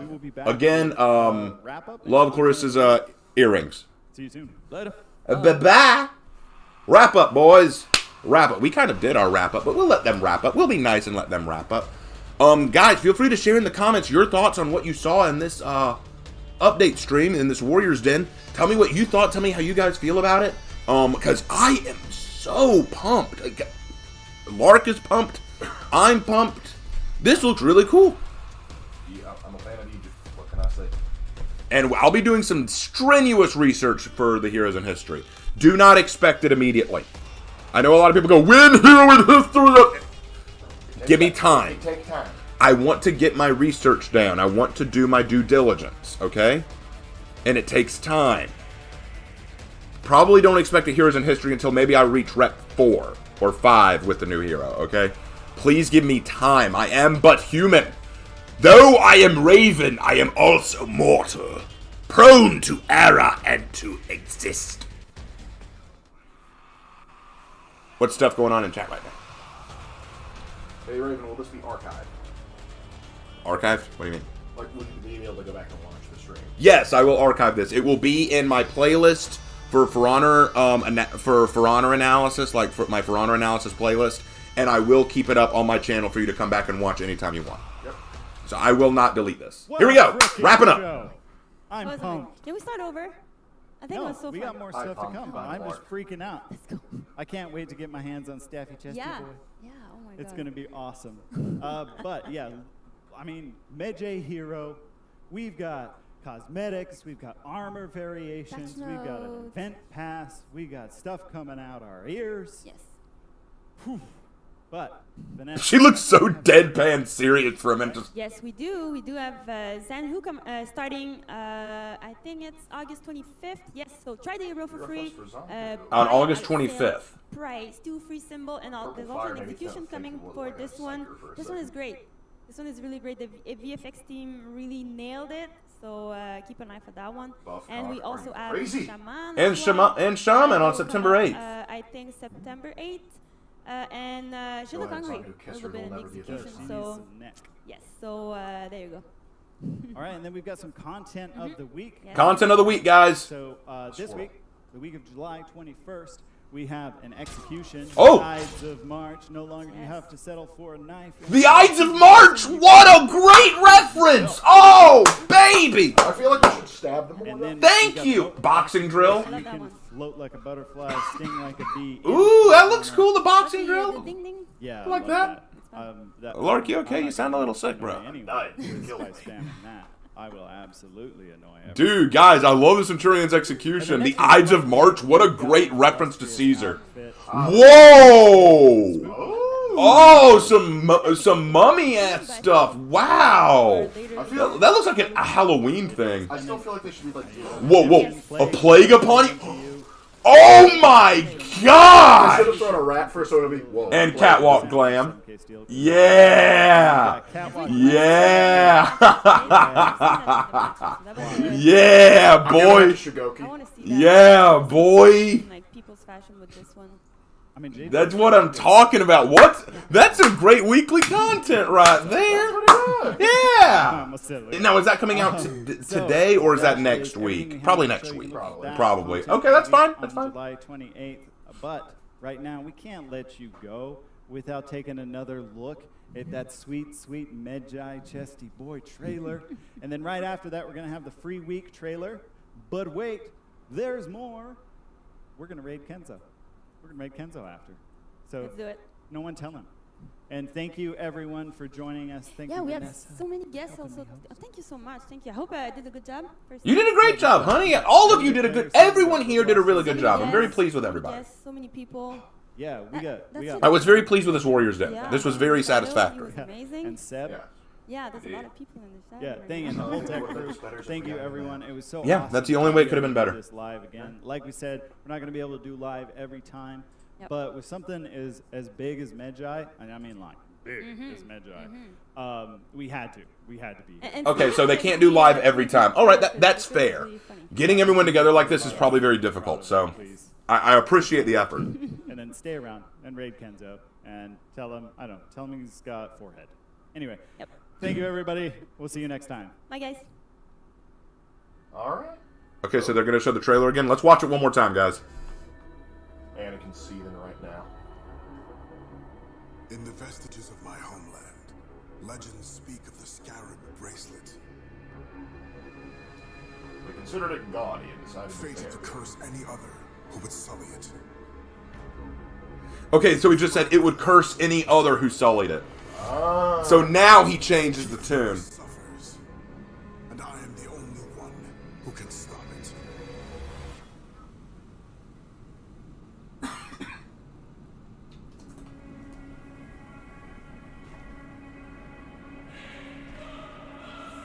they brought the choir with them. A good choice. It is a good fun once you get back on singers.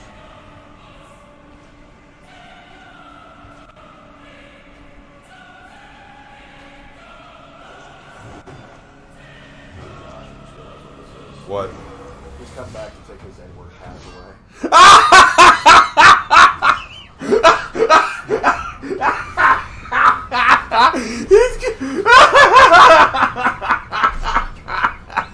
He's come back to take his N-word.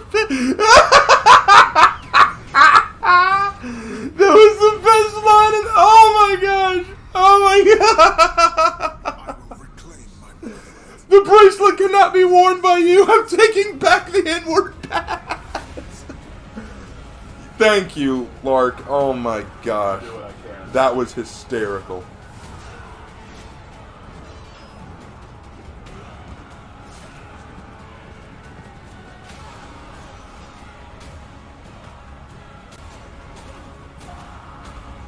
Oh, I needed a minute to breathe. That was funny. What's chat saying about that? There's a Raven lost it, and the last guy there says you beat me. Wait, what's this? Oh. What's this? Welcome to your complimentary week-long stay at For Honor, everyone's favorite funny sword game. Whether you land in Valkenheim or Ashfeld, you'll be treated to the finest seats this side of Medjay's mom's house. But watch out for those ledges, or you'll get crashing charged off a cliff faster than a trespasser in Thermopylae. People have recently had some problems with pirates, so if you don't want to walk the plank, stay away from the docks. What? What's that? It's not a light spammer. It's an Orochi with a Napoleon complex. So block it. It's an Orochi with a Napoleon complex. Who wrote that? It is a great way to relieve stress and prevent psychic damage. So slay away. A happy warrior is a healthy warrior. Oh, is that a raider? Legendary! Proper fashion is just as important as choosing where to deploy your troops in the faction war. So think, Shinobi, think. If you stick to these tips, your cares will fall away faster than the enemy gets in breach, and you'll be rolling in dust in no time. Enjoy your stay in Heathmore, and may the frame rates be ever in your favor. The frame rates be okay. That was Dude, that was really funny. That was a funny free week advertisement. I liked that. Gosh, that was funny. Man, what a great stream. What a great stream that was. Okay, well, let's pull out of that, head back over here, and I can increase the screen now that I can see. Wow, just really wow. That was really cool. That was really funny. They need whoever did that, whoever voiced that. That was hysterical. That was a really funny advertisement. Man, guys, I gotta tell you, this was phenomenal, and I thank you all so much for watching this. I kind of already gave you my thoughts on the overall live stream and what they announced earlier while they were doing like the competitive stuff. So we'll go ahead and start to wrap up here. But guys, that was a lot of fun. Really had a great time with this. Let me know in the comment section what you guys thought, how much you enjoyed this Warriors in live stream. Let me know what you think of the new hero, what you think of their narrative. I will do a video sometime in the future, probably not right away. I need some time to think about it, but I will do a video sometime in the future talking about the narrative and lore behind the Medjay and about what I like and dislike about it, because there are some things I don't like, but we'll get into that. A new video is coming out at 4 o'clock today, so about 2 hours from now, a new video will be coming out, a response video. So look forward to that. But let me know in the comments what you thought about this. Let me know what you think about the new hero coming out. Let me know what you think about the new cosmetics. Let me know what you think about the way they play. Let me know what you think about the channel. All that fun stuff. I had a great time with you guys today. This was a lot of fun. I know we were on this for about 3 hours. Thank you so much for sticking with me. Thank you guys so much. You guys are the reason I can do this channel. Maybe one day I'll be invited on a Warriors Den. I doubt it, but you know, with you guys, who can say? Who can say? God bless you guys. Thank you so much for watching this stream with me. You all are the best. And as always, I will see you in my next video. Take care. Have a good one.